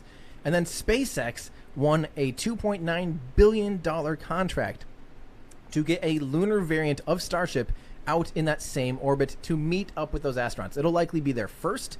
It'll be the first vehicle there. And then for the first couple missions, we will see Orion dock up to it, and the astronauts will transfer from Orion into Starship and then land on the lunar surface. Now, that's going to be something that is going to be the coolest thing ever, but it's a very unique thing because people are like, well, why don't they just, why don't they just launch on Starship if Starship's going out there anyway? Well, Starship at this point, it might be a while before it is crew rated. It doesn't have things that NASA really wants for their crew, such as launch abort options. A lot of people, I made that video also about why does Starship not have an abort system? Should it? That's another topic that I'm very passionate about. I'm personally in the vote of, if you have people on board, you should have a mechanical backup. Now people say like, well, what about the upper stage? That can be the launch abort. Well, the upper stage is itself the same type of system as the booster. It's liquid oxygen, liquid methane, so methalox, and requires a full second of startup time in these Raptor engines. It's not a separate abort system. That is still a high pressure, 6 to 8 bar flight pressure. If something goes wrong with that, you have no other options. And just don't forget the Falcon. That's like saying, oh, why don't they just use the Falcon 9 upper stage as the abort system instead of the Dragon capsules abort system? Well, don't forget the two failures we've seen of a Falcon 9, the complete failures, were in the upper stage. So what happens if your upper stage fails on launch? You should have an option to be able to get off of it, period. I don't care. That's my personal opinion. Data can prove that wrong. I will gladly, bow down to the engineers and the people designing stuff. But there is no launch abort system on Starship currently. And that's not in the plans for this lunar lander. So what they'll do, it's going to be a completely separate system. This is going to be a unique variant of Starship. We've talked about this a lot. A lot of people still don't understand that, yes, Starship, as we're seeing it, is kind of the general version of Starship. We may see several variants of Starship. It's a whole system. It's a Starship system. It's based on the same architecture, based on some of the same hardware. There are some overlaps, but it is not a one-size-fit-all rocket. It's not trying to do what the space. The space shuttle had one space shuttle. There was not even though it was called the Space Transportation System, it was not like there's a shuttle. There was a shuttle. Was it Shuttle C concept that was kind of based on that, but. Frankly, Starship is taking that idea of like, hey, we could use tankers. We could have cargo variants. We could have crew variants. We can have lunar variants. We might have an expendable variant. We might have a point-to-point Earth transportation variant. We will likely see a lot of different options with Starship. And for now, Starship is still in its infancy. This is a very safe way to prove out Starship, get NASA what they want, which is a lunar lander, and get that lunar lander on the moon with people on board, but have the people get to and from the moon on a very safe traditional system like Orion. Orion is basically, for more or less, a modern scaled up version of the Apollo capsule. It's a traditional capsule, deep space rated, all of these things, deep space hardened, all of these things that you need to do. But it's a very traditional way of doing things. It lands using, splashes down, and it has a traditional heat shield. It's a capsule shape. It has parachutes. It has a launch abort system on ascent. These are all things that are good. And this is a good way to transition to this. Once Starship is flying, say Starship flies 200 times in the next 5 years or something. Who knows if it's really launching that often. Maybe they will have the data to be like, you know what, let's put people on this thing straight from here and get that up and then meet that with the lunar lander. And we'll just forego SLS and Orion. That is an absolute possibility, and that's actually how Artemis is set up. Artemis is set up to be flexible. Artemis is encouraging the abilities. It's absolutely encouraging the potential to have commercial partners replace SLS and Orion. That is like literally baked into the program. You should be celebrating this because Orion and SLS is our safe traditional bet, albeit kind of expensive, but we go into that in this video. Definitely watch type in Artemis versus Apollo. You will learn hopefully quite a bit. Noah Williams says, can you read my previous question? Sorry, I don't know if I'd have to find it. It might not work. Hey, I see it, Noah. Got a $20 gift card for my 13th birthday. That's awesome. Happy birthday, Noah. Everyone say happy birthday to Noah. Happy birthday, Noah. We're going to do a slightly different, although that is now public domain, so we could sing the actual birthday. We're not going to. Got a $20 gift card for my 13th birthday. Do you think SLS could use Raptor engines, or even better, launch on Super Heavy booster? That would no longer be SLS. SLS, so people forget that a rocket is basically its engine, and then the tanks are attached to the engine. So you change the engine, you change everything. You change the whole rocket is based on the heart of the rocket, its engine. So that's why people say, like, why don't they put the Raptor on the Falcon 9? It would no longer be the Falcon 9. There would be no 9 engines. It would be different sized tanks, different infrastructure, different everything, different thrust assembly. It would not be a Falcon. It would be a new rocket. It would not be the Falcon 9. The Falcon 9, you really do need to think about it as like the heart of the engine. The heart of the rocket is its engine. And if you put parts of SLS on, frankly, no. Do you think they could use the Raptor engines on or launch any parts of SLS using Raptor or Super Heavy? No. Nope. Now, one thing that, this is like far-fetched La La Land potential possibility. Don't forget, currently the way SLS is designed, it does not have its full upper stage. It has this thing called the exploration upper stage, and it will be massive. It'll be extremely big and have a ton of potential energy. Really, really big hydrogen upper stage with 4 RL-10 engines. It'll have a lot of power, a lot of ability to, a lot of C3 or a lot of Delta V potential. And the thing is, right now, because that's not ready, they're using an adapted ICPS, the interim cryogenic propulsion stage, which is basically the upper stage of the Delta IV Heavy, and yes, basically the upper stage of the Delta IV Heavy. They adapted that with kind of a fairing adapter and all these different things to be able to fit on top of SLS as we see it today, as it's literally being assembled as we speak. Basically, it does have this separate upper stage on it that is basically from a Delta IV Heavy. Now, the point of the story is, it's not likely, but it is not completely infeasible that maybe, say, NASA says we still want to use the Orion capsule because it's performed so well, we really like it, it's safe, we have 10 of them sitting around or whatever, we really want to be using them, and maybe SLS is not performing or it's too expensive, it gets canceled. There could be, I'm not saying there is, but there is the small potential that maybe they talk SpaceX into an expendable Starship upper stage and then adapt it to have Orion on top of it. Again, that's total, complete, like, speculation, la la land. If you're starting from scratch anyway, or if you're having to come up with adapters and all this stuff anyway, you could always do something like that ish. Now, again, I don't think we'll see that. This is not Legos. This is not Kerbal Space Program. You don't just pop and click. You know, those are massive changes. But then we're seeing things like, you know, 39A have a new vertical integration tower. We're seeing Falcon Heavy have a stretched fairing. These are things that you can do. We're seeing a Dragon XL, a new version of Dragon capsule that will be going out to lunar orbit.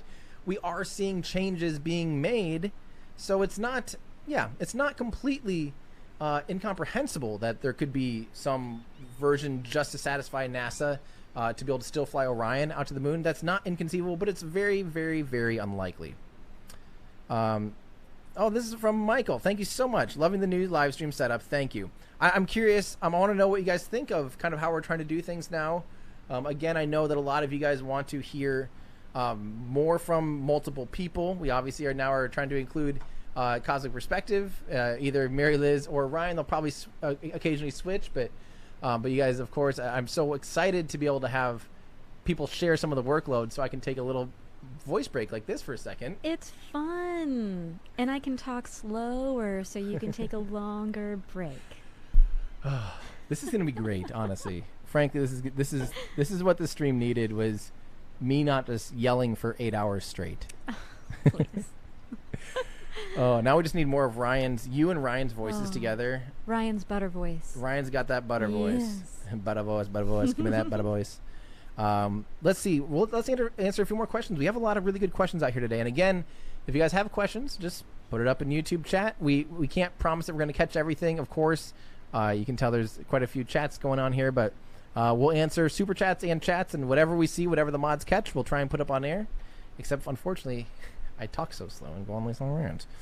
From Sidyaha, sorry, I'm mispronouncing that. What will happen to the LOX header tank in the cargo version of Starship? Isn't it at the place where the fairing is supposed to open? That is a really, really good question. Let me pull up a little website here for you quick. If you type in SpaceX Starship user manual, and maybe it might even be on their main Starship site now, but if you search for SpaceX's Starship user manual, they actually made a manual which kind of shows how the nose of Starship will open. So it does not necessarily split. It might not split right down the middle in the future. So this shows what could be a deployment of like a cargo version of Starship, where it does have kind of a cargo bay, basically the alligator jaws of space. Now notice that the tip there could potentially still have the oxygen tank. You know, they could just simply keep it in there and have a lift there. You know, the reason that the oxygen tank is up in the nose right now is for ballast. It is so that there is enough weight over the nose of the rocket that it's easier to maintain its belly flop position. It's more stable. It's more inherently stable aerodynamically. If they didn't have the extra weight of the fuel up in the very, very nose, you would have to compensate by having larger flaps in the back, and they obviously figured out that it's more mass sensitive to be able to not have bigger aft fins, but to actually have the fuel tank. You basically have a longer pipe, like a longer pipe going from the engines to the header tank, instead of having larger fins is the lighter weight option. So that's where the oxygen tank is now. It may always be up there. There's a chance that it is always up there, and with the right insulation, with the right thermal considerations, you can have a crew compartment up there too, with just some space in between you and the very, very, very cold liquid oxygen. Because don't forget, say on the Falcon 9, the Dragon capsule, there is, of course, the trunk below you. But on any other rocket, I guess I should probably not use that as an example. But any other rocket that's used liquid propellants, cryogenic propellants, you are relatively close to those cryogenic propellants. And Starship is huge, so even if there is cryogenic propellants, above you and cryogenic propellants below you, it doesn't really matter. It's not like there's this rule that you can't be below it. But of course, there would be thermal considerations you would have to, attend with. So this is a good question, Jack Halliday. Why does the Raptor engine need to be so complicated, and why doesn't SpaceX just use the Merlin engine? That's a loaded question, my friend. I've asked that myself. I wanted to know why they didn't just expand on the highly successful Merlin engine. Even just making a methane Merlin engine would, in my opinion, it seems like it would have ticked off a lot of the boxes that they're looking for Starship. Methane alone saves them from having really nasty RP1. RP1 or basically rocket grade kerosene, jet fuel, highly refined jet fuel. RP1, RP1 leaves a lot of soot when it's burned. And they, especially when they burn fuel rich, it'll leave a bunch of soot. Think about like a semi truck when it's taking off and you see all the black exhaust. That is carbon soot. And that stuff will stick to stuff. You've seen, again, like imagine the tailpipe of a truck or cars that have a lot of exhaust like that. You'll see soot build up. Now imagine that being a lot more energy and stuff. That stuff actually gets like coked on. It will stick to the turbine blades. It'll stick to some orifice. It'll stick to all of these surfaces, and it's really hard to remove those. It will stick to injector faces. It sticks to everything that it starts to latch onto. So it seems to me like a methane version of Merlin would solve a lot of those coking issues, would solve a lot of the problems that plague RP1 and a Kerlox system would be to just simply use liquid methane. Now, the deal is Elon loves the best. He loves the brightest, best, most advanced versions of things. And yes, it's easy for us on the sidelines to go, oh, he just wants what's best, even though it's complicated and will never work as well as the Merlin. Well, don't forget the Merlin's been flying hundreds of times now with 10 of those engines on every Falcon 9. They have a ton of experience, and we don't know what the beginning days of Merlin look like. It's easy for us to go, yeah, the Raptor's being really finicky. It'll never work. And we've seen about 50 Raptor engines, kind of been developed and utilized. Who knows? The original Merlin, they could have had 300 Merlins be finicky and crappy because no one was able to see the development of the Merlin engine originally. It could have been the worst engine ever made and just a terrible system. I don't think it was. I think they got it relatively quickly. They may have figured it out in, a dozen or two engines in development and then started to try flying it on the Falcon 1. We don't really know. We don't really have that insight of how many they developed. Maybe that's something I could ask Elon.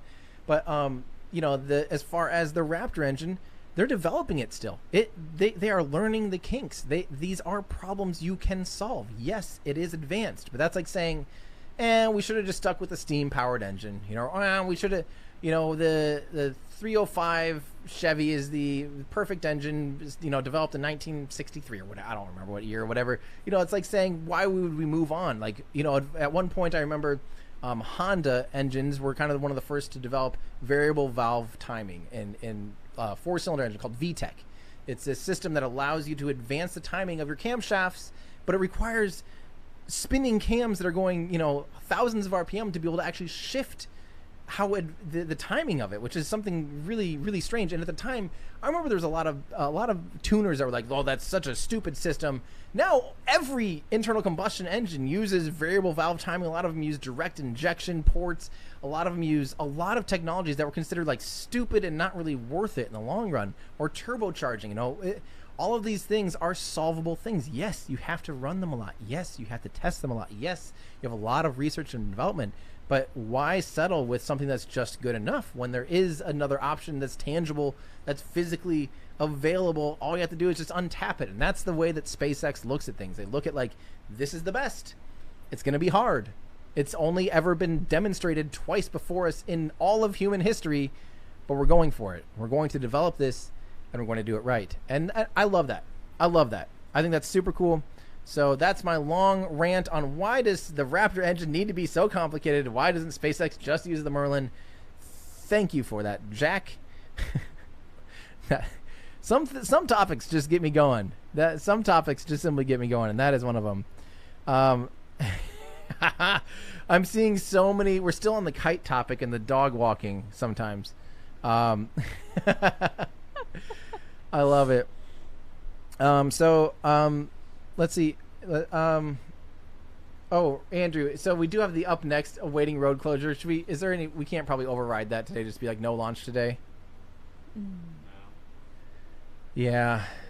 We'll maybe have that up for next opportunity. So when there is something like this, people aren't hoping that it's, they read that and go, oh, we're still waiting on the road closure. Let's see here. This is Landon. This is a good question. Hey Tim, I was wondering some of the differences between SN15 and previous Starship prototypes could be. Also, you helped my interest in aerospace engineering. Thank you. Very good question, Landon, and thank you so much for your generous support. So really, there's a lot of little exterior tweaks that we can see. We can see the raceway where all the pipes and electrical fixtures are. It's a lot cleaner. It's a lot more tidy. We can see some of the mounting points and the lifting points of the nose cone and how it's integrated are different and cleaned up. We're seeing even the flaps tend to look a little bit better, not as wrinkly.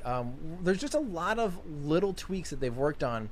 And it sounds like, I think there's like literally thousands of little tweaks. It's a pretty massive redesign and rethink of a lot of systems and a lot more mature. They've changed the way that they mount the Raptor engines on the thrust puck. The thrust puck is completely different. It makes it so they can swap Raptors now in like hours instead of a day. Like an hour. Mary Liz, Yeah. You guys actually witnessed Yep. a quick swap, right? Well, so this was actually a really epic moment. We went down to the pad to capture sunset, and it actually got foggy. So we kind of went to the beach area, and Gene from S Padre saw this really slow-moving lights coming down the street, and he said, I bet those are Raptors. And we're like, Just from no, the lights. they're Just from the not headlights. Raptors. And we went all the way up to the launch facility, and sure enough, 3 Raptors for the first time ever were coming in on a flatbed on the back of a truck, and they moved them in there really quickly, but we weren't there for the entire install. But they did take supposedly just about over an hour to install each one, and then they had to swap one, but that only took, I think in total, like, figuring out an issue, swapping it out, all of that took about 24 hours. Wow. Yeah. I mean, that's substantial. It used to take a day or two. And Elon said one of those, we're working to get it down to an hour. Yeah. And I just assumed that was one of those, Elon Musk's like eventualities. He thinks big. He dreams big. He wants these aspirational things. But it sounds like they literally already redesigned the Raptors to that point and redesigned how they attach and how they're plumbed and how they're piped in to the vehicle to the point where you can swap them out in an hour or whatever. I think the plumbing upgrades were one of the major reasons why that install goes so fast. Yeah, and so there's been, so to continue with the question of what is new with SN15, one of the newest things is these Raptors, the new Raptors, are such a massive redesign. Even the way the gimbal is mounted and how they gimbal the engine, the actual hydraulic system or the things that steer the engines are different. They're mounted completely differently.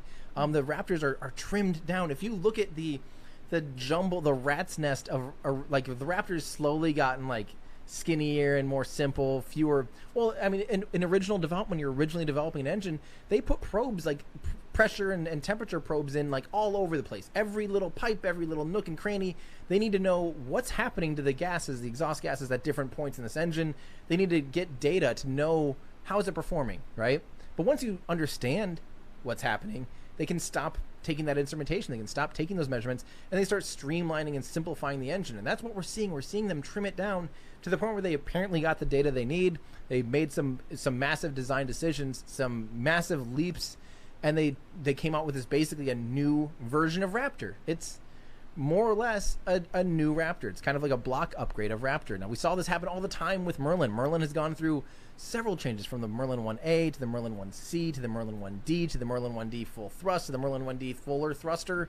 Like, it just keeps going, and that's what we're seeing with Raptor. That's how SpaceX does things. So they're kind of getting out of, we think this Raptor is kind of them getting a little bit out of development and kind of more into like an operational-ish engine. Yeah. And that's what I love most about SpaceX is its ability to, I was a programmer for over a decade, and we always had this phrase, release early, iterate often, move fast, break things. And I think SpaceX combines those two design philosophies, and it's inspiring me to just try not to let perfect be the enemy of great, and just get things out there quickly, get the data, and iterate often. Yep.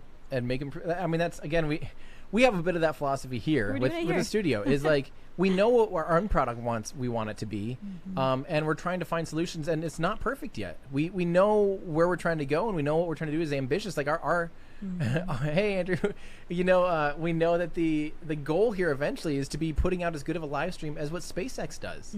That's a high bar. They're the best aerospace live streamers in the world. I mean, bar none. Yeah. I mean, Rocket Lab's good. Rocket Lab's really good too. Rocket Lab's up there.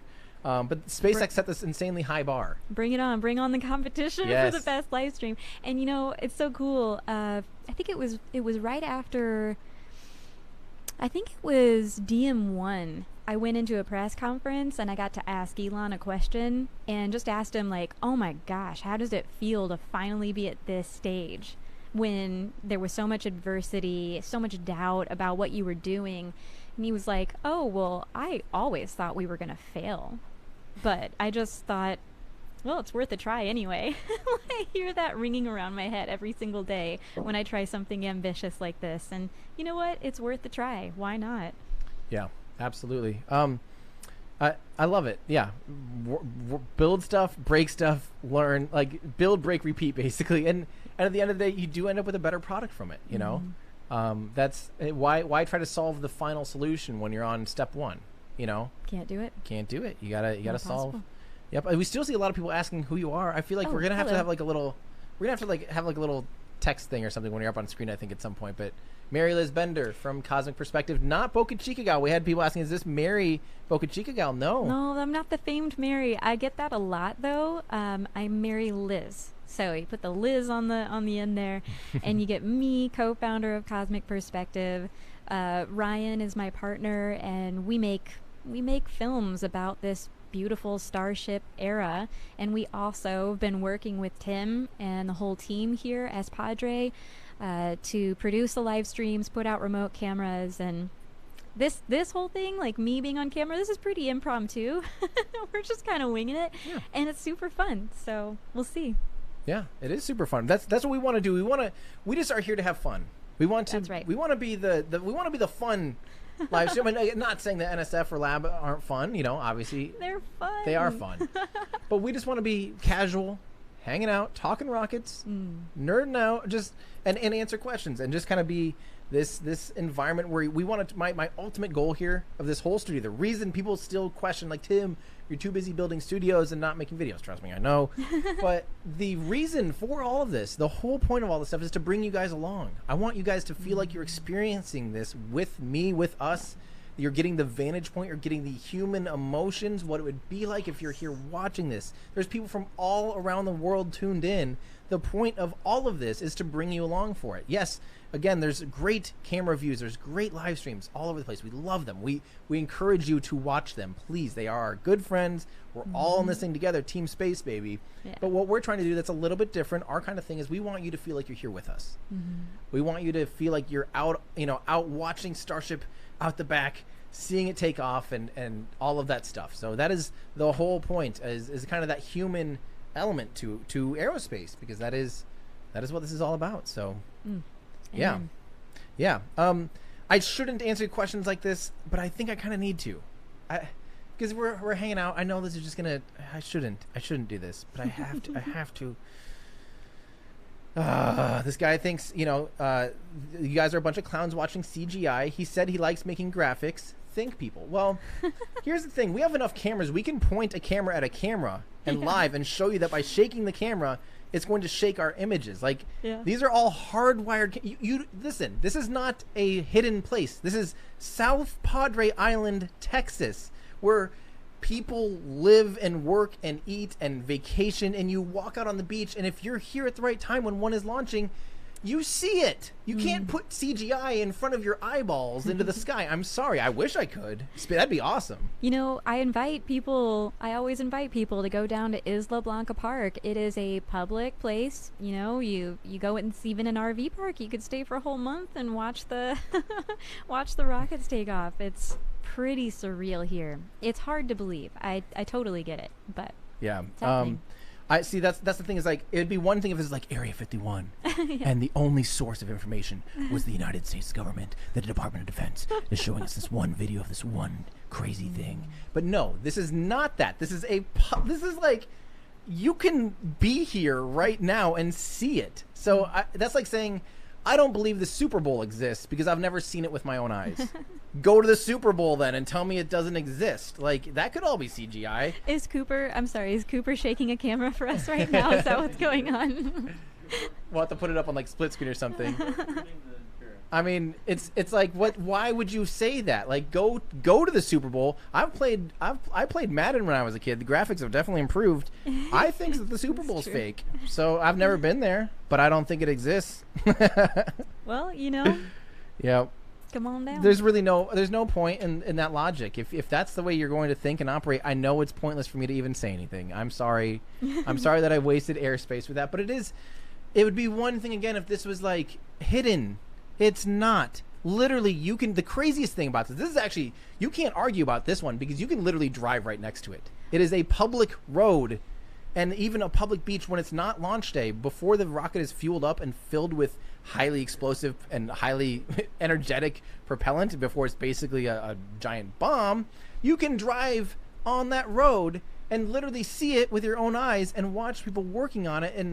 And if you're there at the right time, here, Andrew, she's got a cool shot. I mean, I gotta share this because the other day, Jean and Rachel of S Padre, the most beautiful humans on the planet who also make all of this happen behind the scenes, they bring their horses sometimes out to the pad for a ride at sunset, and this was one of the most surreal days of my life. You can actually just, on the other side of the street, you know, typically we park on the other side of the street and we take a lot of our pictures from here. But this was a really surreal moment. It wasn't driving by, it was trotting by. It was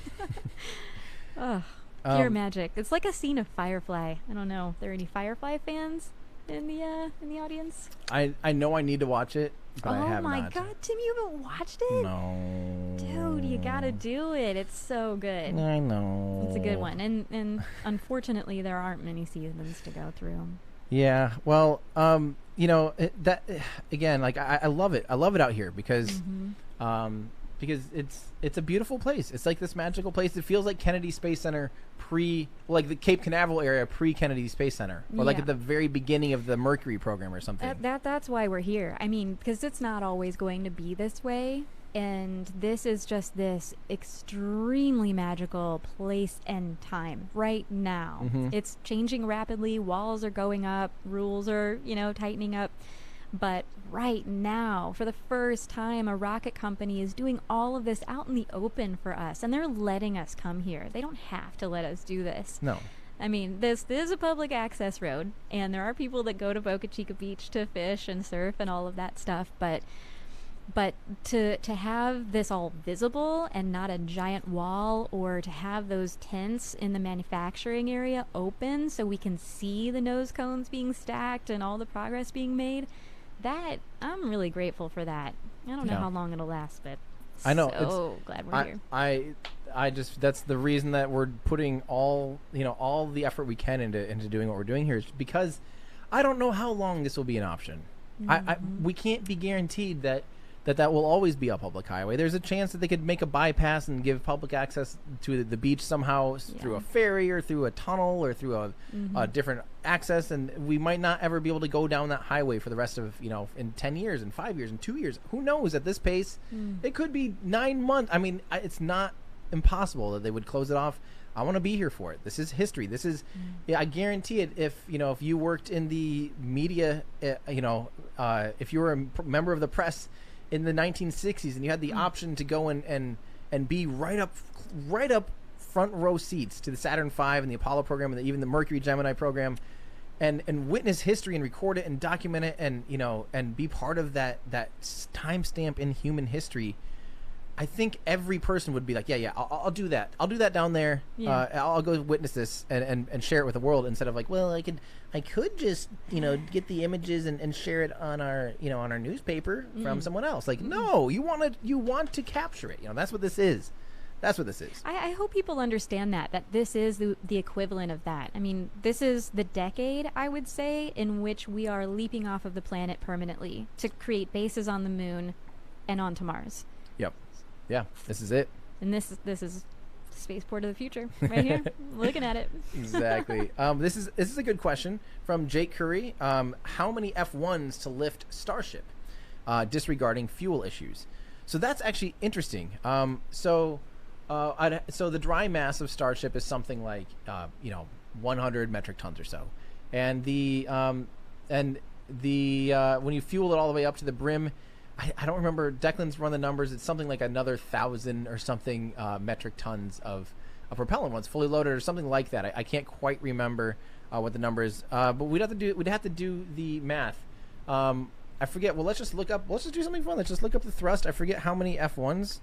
F1 rocket engine, and we're gonna see. It was. I know what it is in pounds, but I'm trying to remember in kilonewtons. So the F1 rocket engine produced about 7,700 kilonewtons of thrust, or 7.7 meganewtons of thrust, and the Raptor engine produces. It keeps changing because they keep making it a little bit better, but the Raptor engine produces approximately 2,200 kilonewtons. So so if you were to redo this flight profile with only one F1 engine, could still easily perform the work of these three Raptor engines, or pretty comfortably perform the work of these three Raptor engines. But so far these three Raptor engines could not lift a Starship on its own. If they fully fueled Starship, three Raptor engines would not be enough to lift all that mass. Now, say you replace the next option would be, eventually there will be 6 Raptor engines, but 3 of them will be vacuum optimized, meaning we kind of talked about that earlier when we went on an aerospike rant. That does mean you can't really operate those at sea level. You have to operate those in a lower pressure environment where the pressure differential between the nozzle exit and the ambient air is more similar, not so far apart.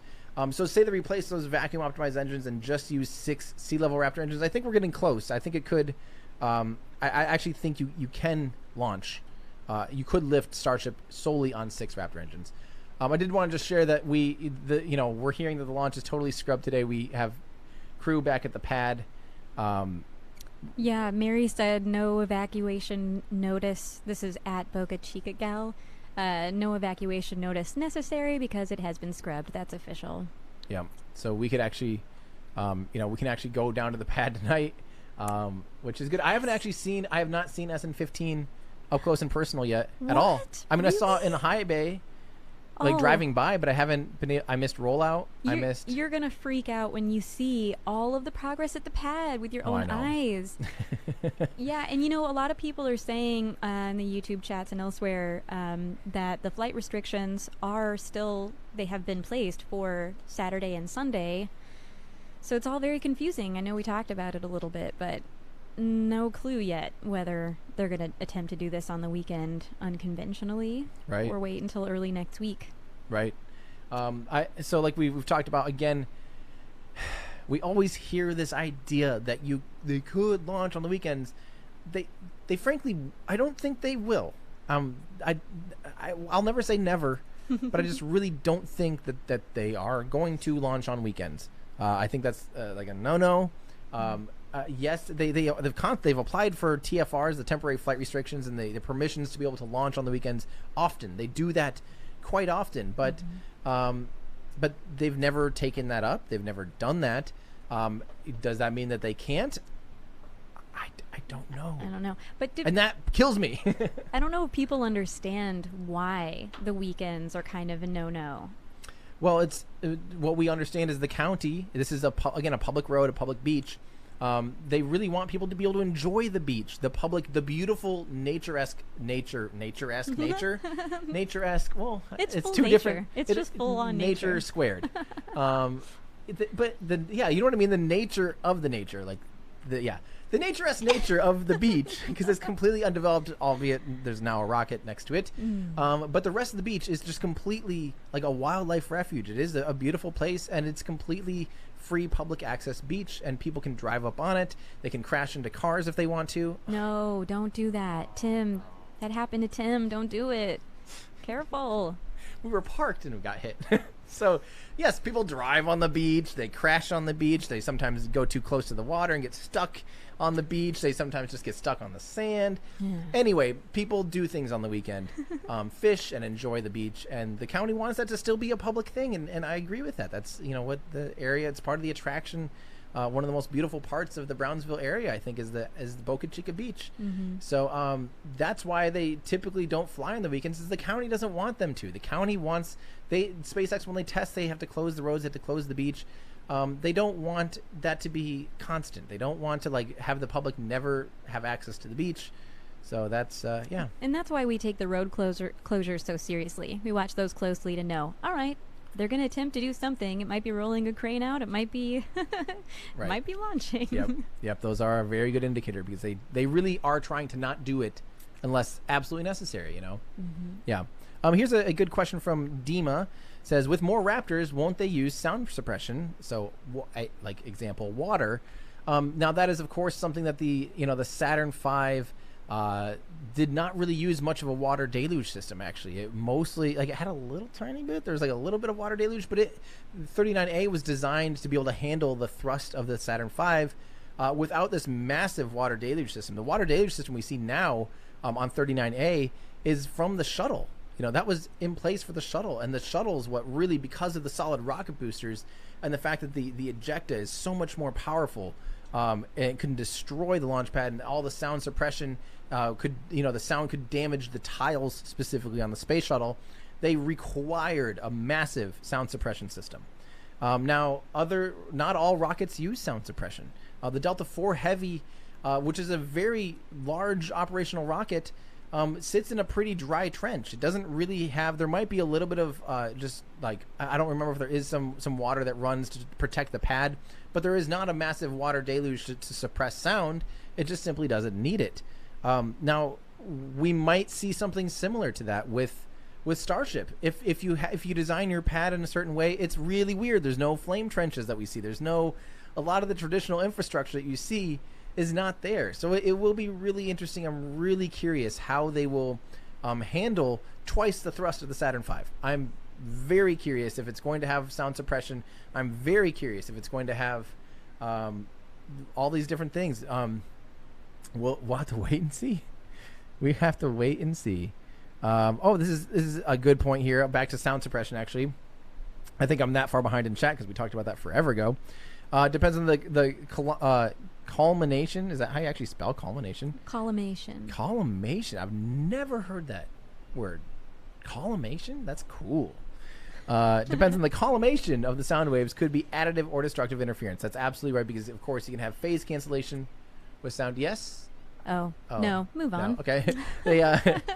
So you can have phase cancellation with sound waves, where you have the ebbs and the flows of the sound wave actually canceling each other out, or you can have them doubling basically the amplitude because they're stacked on top of each other. So I guess I do suppose that if you have double the engines or whatever, you have some that will phase cancel and you'll have some that add, and maybe it just A collimator is a device which narrows a beam of particles or waves. I have my own personal AI Siri at this point now. This is great. I'm sorry, I don't understand. You should voice Siri. Holy crap. That is awesome. Oh, man. This is great. This is so much better. Jahi Smith says, any idea on how SpaceX plans to mitigate the potentially damaging landing plume on the moon and Mars? Is there a robotic option to build a landing pad prior to astronauts arriving? Thanks. Really, really good question. And thank you so much for your generous chat there from Jahi or Ahi, I guess it could be if it's Spanish. So any idea on how SpaceX plans to mitigate the potential damage landing? So yes, that's absolutely a really big topic. Is if you have this massive engine, these Raptor engines, they produce a lot of thrust. If you do that right next to the ground, are you going to absolutely just create this massive crater, throw a bunch of debris around, and it's going to be very, very bad? That's a very good question. And Now, the answer to that, this is when you look at the lunar Starship variant. Mary Liz, can you actually pull up the most recent images of the lunar Starship that SpaceX shared with us? You will notice that it actually has. Well, they've always kind of shown that there's going to be auxiliary landing thrusters, and these are landing thrusters that, don't forget, the moon only has 1/6 gravity. By that point, Starship will be quite lightweight. It'll be mostly empty-ish. It won't be fully full. But with 1/6 the thrust, you really don't need a Raptor engine to slow down or to speed up. You can use, and you can also have some dissimilar redundancies, some extra options. But most importantly, you can have the thrusters really high up on the vehicle that are separate landing thrusters, and then those are so far away from the surface and angled out that it diffuses the thrust. So by the time in a vacuum, especially in the vacuum of space, by the time it reaches the surface, it won't disrupt the surface nearly as much. So that is the plan, to mitigate that on the moon. Now on Mars, they do have to use the belly flop to tail down landing maneuver. There is a bit of an atmosphere. The main Raptor engines really might be quite disruptive, and there's a bit of a chicken and egg thing there. Like, how do you mitigate that? Do you just simply land in a crater for the first time on Mars? Maybe, like, that's just going to be part of it. Who knows? But there are techniques that they might try. There's the option that maybe the first Starship, they just know it's going to be nasty, but they're going to try putting a robot down that can 3D print a landing pad for the future, for humans or something, and just wing it and just be like, what, these things are so cheap, we make so many of them, we can throw 10 of them at Mars, hoping that one actually still lands despite all the challenges and doesn't blow up, and we end up with this, this machine or something that can do 3D printing. But on the moon, for now, until there is a landing pad on the moon, they do have the lunar variant of Starship that will have engines up higher that will not disrupt the lunar regolith. Hopefully not too much, because that's actually something that NASA and SpaceX studied together. SpaceX won a contract to study that. Or actually, it wasn't that SpaceX won a contract. It was more like NASA awarded them... how did that work? NASA awarded them research assistance. To study like what it looks like to have engines running and stuff like that. So, oh, cool! Breaking news: we just had the 4th flight of Ingenuity. Pull up some JPL news for us. I want to learn about that as much as we can. Let's see. This is a great question from while we find that from Cyber Cultist says, I'm in Southeast Texas. Can make the drive as a day trip to watch a launch. What is the best location in your opinion to see the Starship test? Absolutely. Isla Blanca Park is fantastic. It's actually about as close as you can get, period. It's the very southern tip of Boca Chica. Again, it's a public place. There is a day fee, like a parking fee, and there is a limited number of people that can physically be there in the parking and stuff. But the good thing is, say you missed out on that, you can literally park like just north of that. There's this big, massive public parking space by the visitor center, and you can walk out on the beach and walk down the beach. You walk on the beach for a mile, but that's never a bad thing, and you can get an awesome view of the launch. And Mary Liz, you've seen quite a few from there. Yeah. Actually, in December when we came for SN8, we camped at Isla Blanca Park, and our campground had a view of Starship. So we would have coffee in the morning and just gander at Starship, and then through the various days of waiting for that flight to happen. It's really fun. It's you're outside, everybody's kind of sprawled out, but you kind of get that feeling like, oh, I'm at an event. I'm here with people that are excited, and a lot of people are from elsewhere and they don't even know what's happening. They just heard from the RV park grapevine, like, oh, you should probably go watch the rocket across the water. So it's really surreal. Very, very cool, very beautiful experience, and it's so fun to just be there. A lot of I think employees go out there, people that are very passionate and somehow involved. They're screaming and pumping fists, and so that's definitely the place to watch. Yeah. So we originally were filming from a hotel from the Pearl on South Padre. That's about a mile-ish, 3/4 of a mile. Sorry. Well, that's 1.6 kilometers, or 1.2 kilometers-ish or something like that from Isla Blanca. So it was a little bit further back, and that view is spectacular. Beautiful. We needed it because we needed the infrastructure to be able to stream. But preferentially, I would have loved to be that much closer at Isla Blanca Park. Yeah, it's cool to be on the ground and like literally the only thing separating you from the rocket is mostly just water Yeah. and some And some dry dunes. land. Yeah. Yeah, dunes. It is super cool. And, it's important to remember just how close the public actually is. And what's weird to me is how some of the people around here, a lot of the locals, they're starting to catch on now. Mm-hmm. But I remember when Andrew and I came down here for SN8, I remember we went to like 3 different, we'd like get carry out or something, and we'd ask people like, are you guys going to be watching the rocket launch? They're like, what are you talking about? No idea. No idea. It was funny. I've interviewed quite a few people down at Isla Blanca Park, and I love like all of the different people that come together. There was a couple that, that park is usually home to people who just kind of come down from Canada or somewhere up north during the winter, Mhm. and they'll stay for months at a time, and they knew nothing about the SpaceX progress Yep. here. And one time, they did a static fire, and the RV park, or at least some of the employees, had no idea that there was a static fire planned.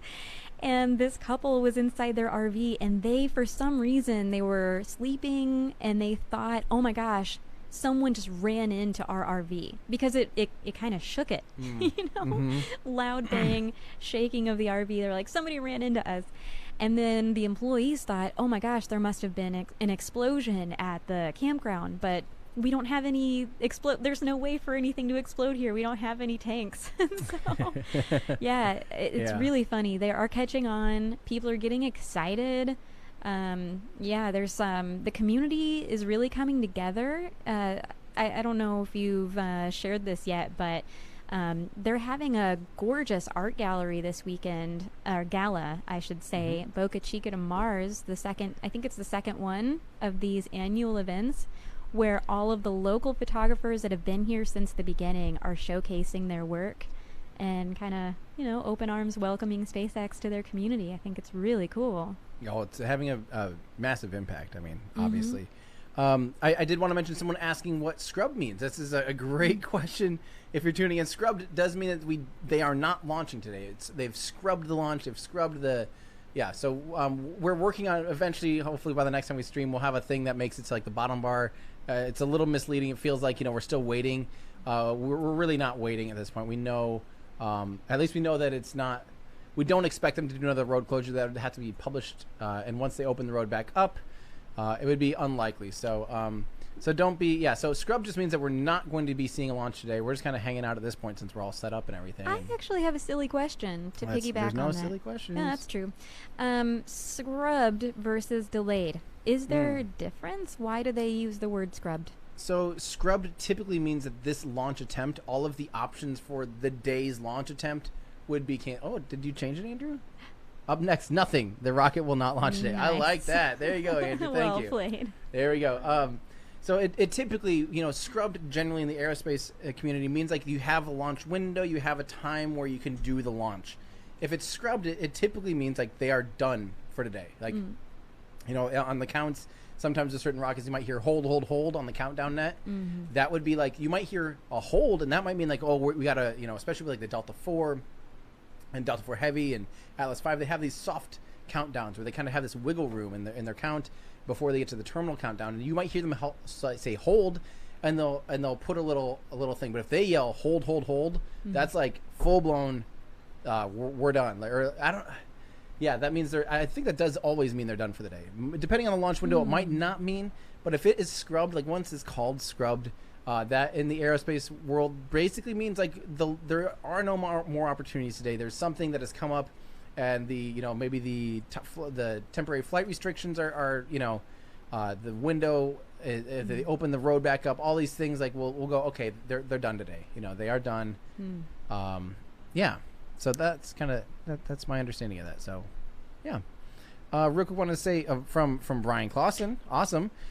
Tim is getting his frequent driver miles back and forth. Go Team Space and SpaceX. Land this bird. Now, I actually, guess what? Now that I'm fully vaccinated, I flew for the first time in over a year. Wow. Now, of course, people have been flying safely. That's not like it was more of a personal choice for me. I flew and it was great. I missed flying. I love being in the air. I love being in the sky. And we were really nervous that for a little bit it was looking like it was likely to launch as early as Thursday. So I got out here Tuesday to really start prepping and stuff. That Now, was terrifying. now, of course, this is never how this works in Starship world, but I also almost never regret getting here too early because there's almost always stuff to do. Now, I say that, but like SN9 pushed that to the limit. We got out here and we did end up like totally having to do I wasn't here for that one. Yeah, that was. Wait, oh, you weren't? No, I was on You're Mars. on Mars. Not in Mars. You're on Mars. I want you to talk about that for a little bit, actually. Do you? You want a little break? Yeah, I could use a little voice break. So yeah, I went. It was January, early January. I left on a shuttle to Mars, which basically means I actually took my first flight of the year and went to Hawaii. And then I took a shuttle up the mountain on the top of a volcano Mauna Loa, and I went to the high seas habitat to play out a Mars simulation analog astronaut mission. It is so awesome. This is like a little dome, like a buckyball, that is a self-sustaining little habitat, which is much like a habitat that we'll likely use on Mars or maybe on the moon. And so NASA teams up with the International Moon Base Alliance and the High Seas organizations to do a lot of research. Like they're doing research on extremophiles that live inside the lava tubes.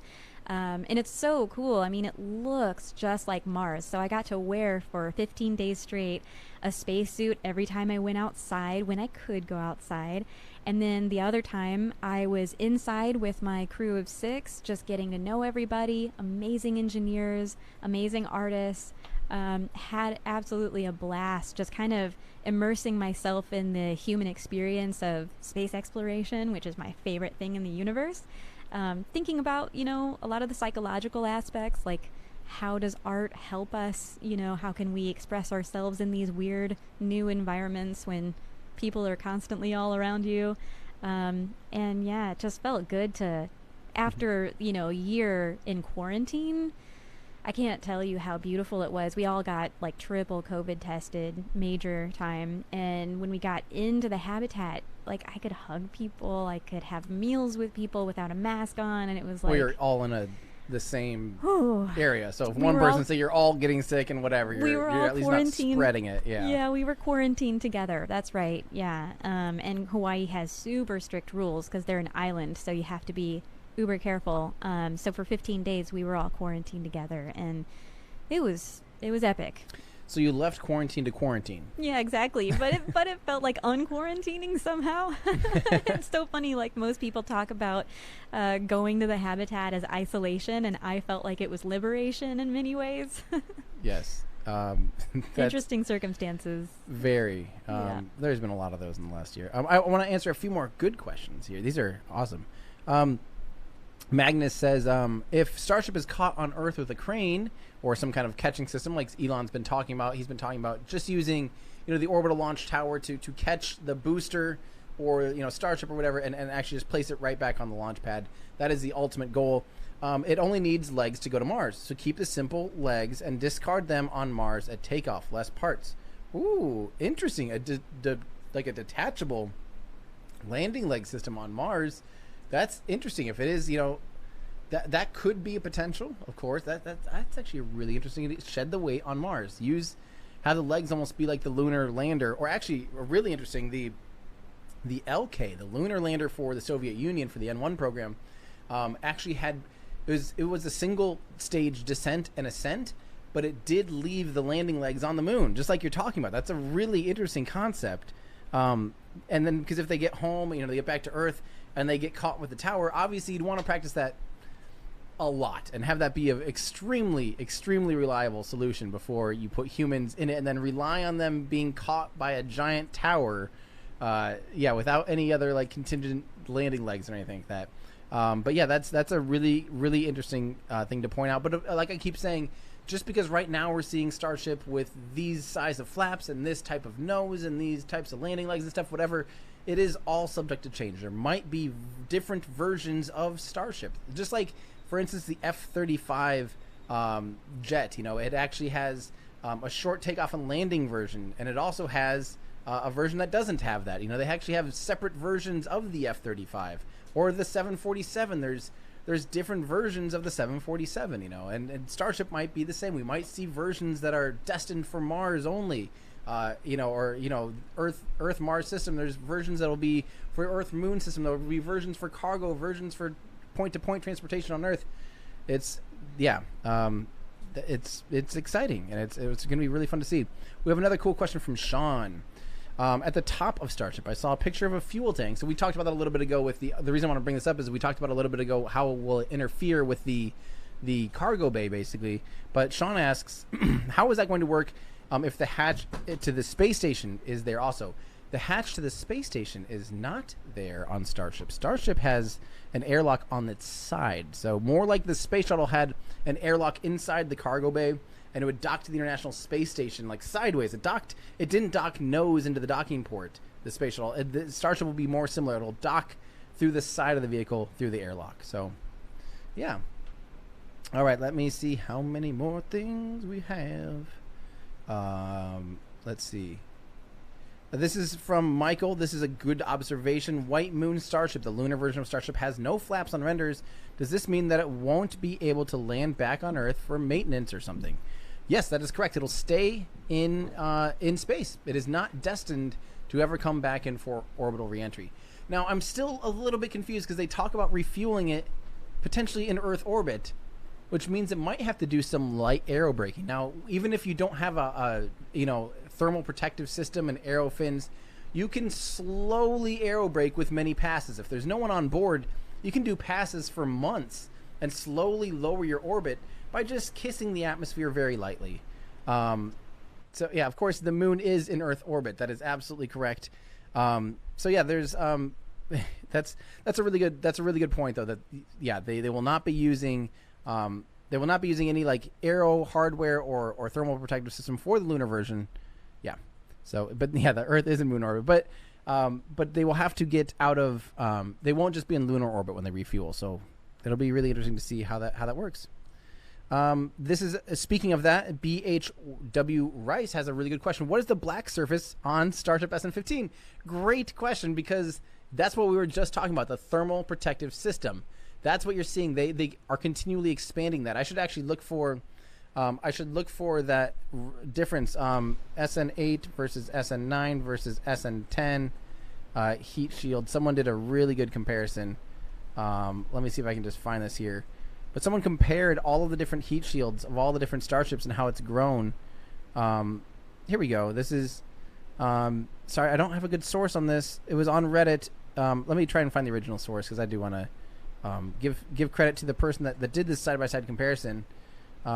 This is, here we go. This is from user Asimov was right. I'm familiar with Asimov was right. So check this out here. This is all the different tiles. They've just continually been expanding the thermal tile presence on Starship since 8, 9, 10, 11, 15. Look at how much it's grown. There's over 800 tiles on here. Now, they basically, the idea is it's like Starship at this point does not need thermal protective system. So why would they cover the entire SN8, the first one, with all this thermal protective system? It's these little tiles that are yay big or so. And they get mechanically attached to the side. It's a little bit different than how the space shuttle had its tiles. These are more uniform. Most of them, as we're seeing, are the same size, because again, most of the surface of Starship is a uniform cylindrical shape. So you can just use the same heat shield over and over, unlike the space shuttle, which had like 24,000 tiles with very few repeating patterns. Most of them were just completely unique tiles. This is different. The majority of Starship will use a repeating pattern. But they didn't need it at all. We don't need it at any of these suborbital missions. It does not need these thermal protective systems. But they're just testing, how do we mount these? How do we manufacture these? How do we, how does this handle with cold? How does it handle with heat? How does it handle in the wind stream? How does it handle at high altitudes? How does it handle the shaking of the rocket? So they're just slowly putting more and more on, and not committing to a solution until they just kind of why would they put more than 11 tiles on SN8? What if half of them fall off? And what if they had put thousands on it and spent 2 months covering the entire surface of SN8 on covering half of SN8 with heat shield tiles? and then half of them fell off. Like, okay, well, whoopsie doodle. So that's why we just see them slowly, iteratively increasing the number of tiles on the vehicle. So Tim, when you go down to the launch pad, maybe tonight, you're going to see SN16 with a lot of heat shield tiles on it. Have you seen that yet? The images? I've seen some images from RGV Aerial Photography. I'm sorry, at RGV Aerial Photos. Yeah, can we share that? I want to. Mhm. I want to show that. That is super cool. It was so cool to drive past and see this right outside the production tent. Look at that. I mean, that is like, that's insane. Yeah. That's a whole major barrel section, Yeah. almost covered entirely in heat shield tiles. Mm-hmm. And Elon talked about this way back. Like, I think it was even literally Falcon Heavy demo 3 years ago. Wow. He was talking about how they're going to be, doing all this stuff out at Boca Chica, just like we're seeing. And, he's talking about how we're going to go higher and faster, and we're going to start pushing it more and more to the limits, testing the heat shield and all that stuff. And he's like, we'll just slowly increase it, see how it's working, and see what spots need more and more. And, like, that's what we're seeing. We're just seeing them add more and get better at the manufacturing and the integration of these heat shields. Super cool. I gotta say, the timelines might be optimistic, but the guy does what he says. Yes. I mean, he's not... What people don't get is the things he says. They might seem obscene, but so would... If you told us 20 years ago that every human being would have a thing in our pocket that could access all of the information ever made, basically, and take 4K higher quality videos than what you'd see in Hollywood, and do all of the things that we're doing with our smartphones, no one would have believed you. Yeah. But it was the natural trend of tech. Like, if you did think about it, you're like, you know what? Processors are shrinking, cameras are getting better, blah blah blah, XYZ. Like, yeah, sure, why not? The rate of technological innovation is exponential. It's impossible to see where Starship is going to take us. Moore's law. It's hard to predict. And Elon is good at seeing where things are going and what potential there is, but it's almost impossible to know when for anybody. Yeah. So yeah, he's optimistic on timelines, but he's I think personally fulfilled so many of the things that he talked about. So Come on, Starship. I'm going to try and wrap this up here a little bit. We have some really good questions, but I think we're going to try and wrap up because most of this team is completely sleep deprived, hungry, and we're probably going to try and wrap up because it is taco time. Hungry. I can smell them. Somebody got tacos and I can smell them. It is TT taco time. I don't know if you guys can hear, but my stomach keeps rumbling way too loud. So this is we'll just do like a couple more. I'm trying to get through a couple of these. But this is, you guys, we're talking cloud cover. Current cloud cover at the pad is overcast between 1,600 and 2,200 feet, so around 550 meters. So it's a good thing it didn't fly today because we may have missed the start of the flip. Ooh, no. I don't want to miss the start of that flip. I need to see that. I want days like SN8 and SN9. We were so... And 10. 10 was gorgeous. Remember, it was cloudy, but it made for the most epic blue sky, bright clouds. Oh. That was beautiful. Yeah, so I want that. Don't want to miss a thing. And I don't want to... Kurt, thank you so much for the hippo character and the generous support. That is awesome. Now that song's going to be stuck in my head. Better than the song we had last night. Oh! No. This is Matt Lown / Matt Lone. I never know how to... you've told me, specifically told me how you pronounce your name, and I never will remember. So Matt Lown. Great YouTube creator, big fan of Matt, says Orion capsule has flown before on a Delta IV Heavy. See, they have kind of cobbled it together to fly in a vehicle it wasn't necessarily designed for EFT1, December 3rd, 2014. I remember. I was there. Matt Leon. Casper, that does not help me. L-A-O-N. Leon? L-A-O-N? That doesn't help me. Lown. Lown?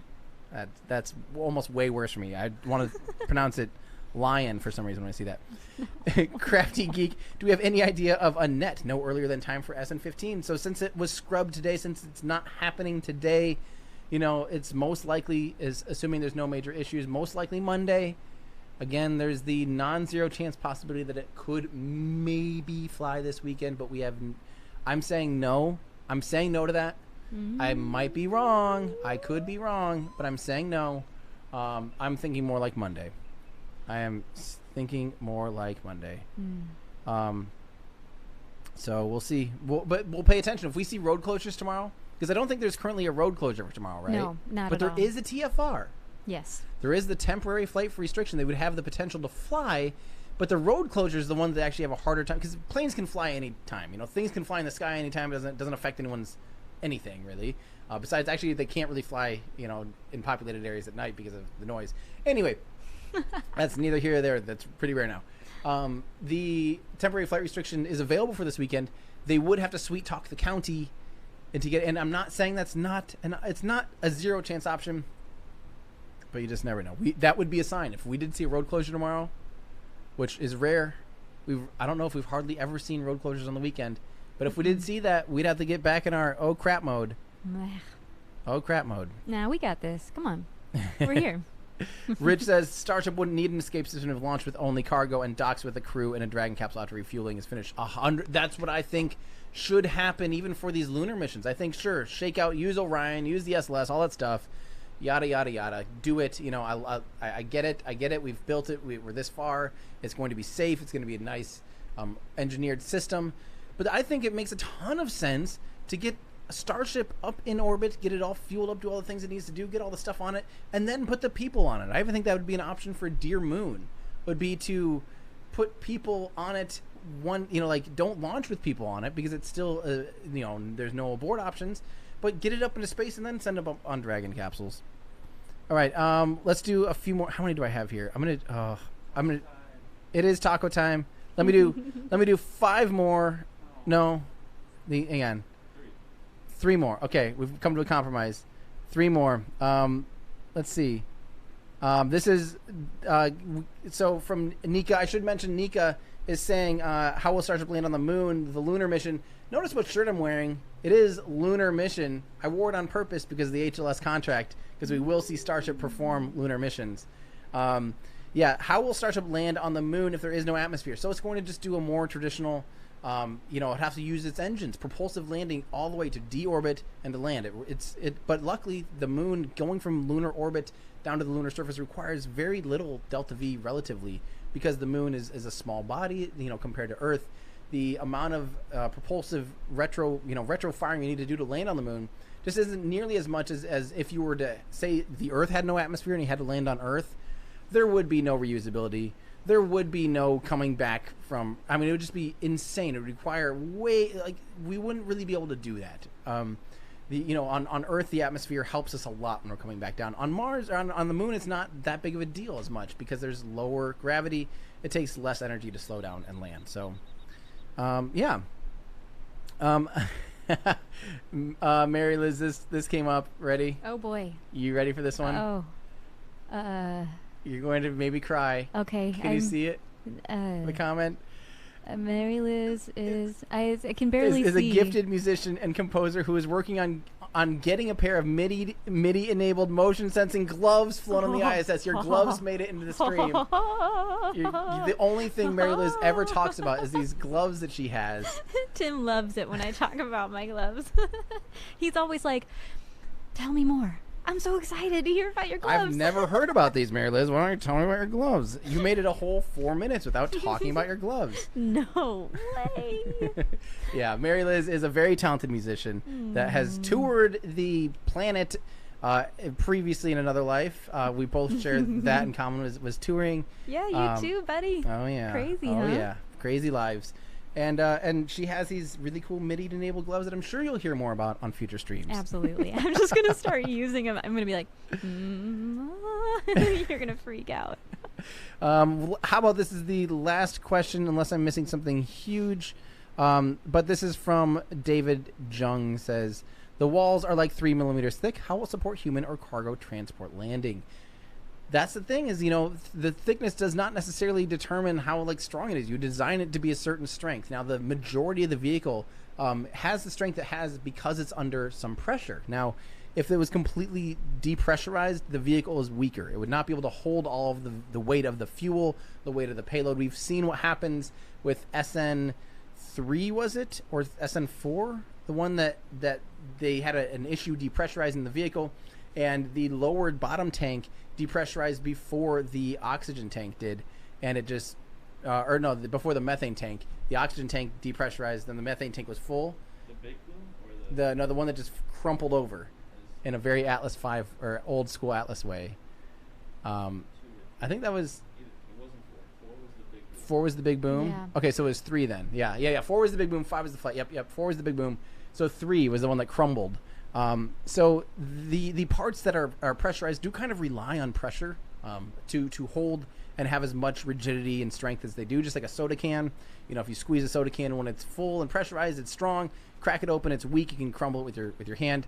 But the same is not true for those sections that are pressurized. They will have to have extra strength stringers and different things to make sure it is structurally sound. There will be almost like an airframe and stuff like that. So, yeah, that's guys. I think I'm so sorry that we could not keep up with super chats, but I do want to thank you all so much for those of you that were generous enough to support what we work on here and what we do here. It really, really means the world to me. And a huge thank you to my Patreon supporters who make all of this possible, because it's been a journey. It has really truly been a huge journey for us, and we're working our butts off to make this the most fun place you can be to hang out and just kind of have a fun conversation with you guys and help answer your questions and most importantly get you really excited about what's going on. This is the future we're living in, my friends. If you want to help me do what I do, consider becoming a Patreon supporter by going to patreon.com/everydayastronaut.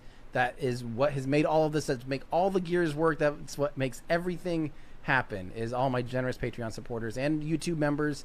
But also, if you want to support what I do, we also have things like this lunar shirt. This is the lunar mission shirt that on the back does have, let's see if you can see it, the Northrop or the Grumman lunar module from the Apollo lunar lander. Again, I wore this in honor of Starship winning the lunar mission awards. And that actually has a really cool story behind it. You can read that if you go, if you look under our apparel section, you find it. This shirt has a really cool backstory behind it, and it has some extra hidden meanings. So yeah, definitely check this out. So here's the shot that this is from. That's Gene Cernan going into the a lunar module mission simulator is what this actually was. And it even says remove shoes before entering cabin. This is an old shot from the Apollo program. That's what our tag says here. Remove shoes before entering cabin. This is one of my favorite shirts. I feel like I forget to wear it on stream, but I wear it all the time outside of the stream. So it's awesome. If you want to help support what I do, everydayastronaut.com/shop. It makes everything work. You know, that's just, it means the world to me to have you guys supporting me in that way. So Mary Liz, any last words? Yeah, always. No, I'm not going to delay taco time for anybody, including the viewers. Just yeah. I mean, this is so exciting. First of all, thank you for having me, Tim. Thank you for having me, everybody. I hope this was fun for you all. It was super fun for me. Yeah, I think this is just the exciting time. Like, we have no idea what's going on. This is all a big mystery. So we get to speculate and watch for road closures and do this all over again. Who knows how many times, but hopefully not too many. but don't, like, when we get annoyed, just, like, let's not try to forget. This thing could land. Yeah. And we're going to be there. And let's not forget that there's people that are having to work on this thing every day. That if this, however much this affects us, it really affects them. So just keep them in mind. That I know you might be frustrated, like, why aren't they doing it? Like, they're trying their hardest, and they're working very hard in horrible conditions sometimes. So just keep those people in mind. But I did want to say one thing before we go, because this is our stream. The last thing we need to say here is extremely important. We need to say a genuine and heartfelt rest in peace to Michael Collins. Yes. Oh, jeez. Michael Collins, of course, famous astronaut from Apollo 11. They're down to just Buzz Aldrin as the last living Apollo 11 astronaut, part of the original mission that got humans on another world for the very first time ever. Michael Collins, incredible, just one of the nicest guys. He was the command module pilot, and he passed away this week. So our thoughts are with you and Michael Collins, your family. Your legacy is unmatched. I mean, you are up there. You are up there with the highest regard of humans to do some of the most incredible things in all of human history. Yes, man. So yeah, Michael Collins, you'll be missed. So I think this stream goes to you, Michael Collins, and to your family, and to your legacy, and to the future of space exploration, because that's what we are here witnessing today, my friends. So, all right. Well, that's going to do it for me and Mary Liz and the team here at Everyday Astronaut and Cosmic Perspective and S Padre. That's going to do it for me. I'm Tim Dodd, the Everyday Astronaut, bringing space down to Earth for everyday people. Goodbye, everybody. Bye.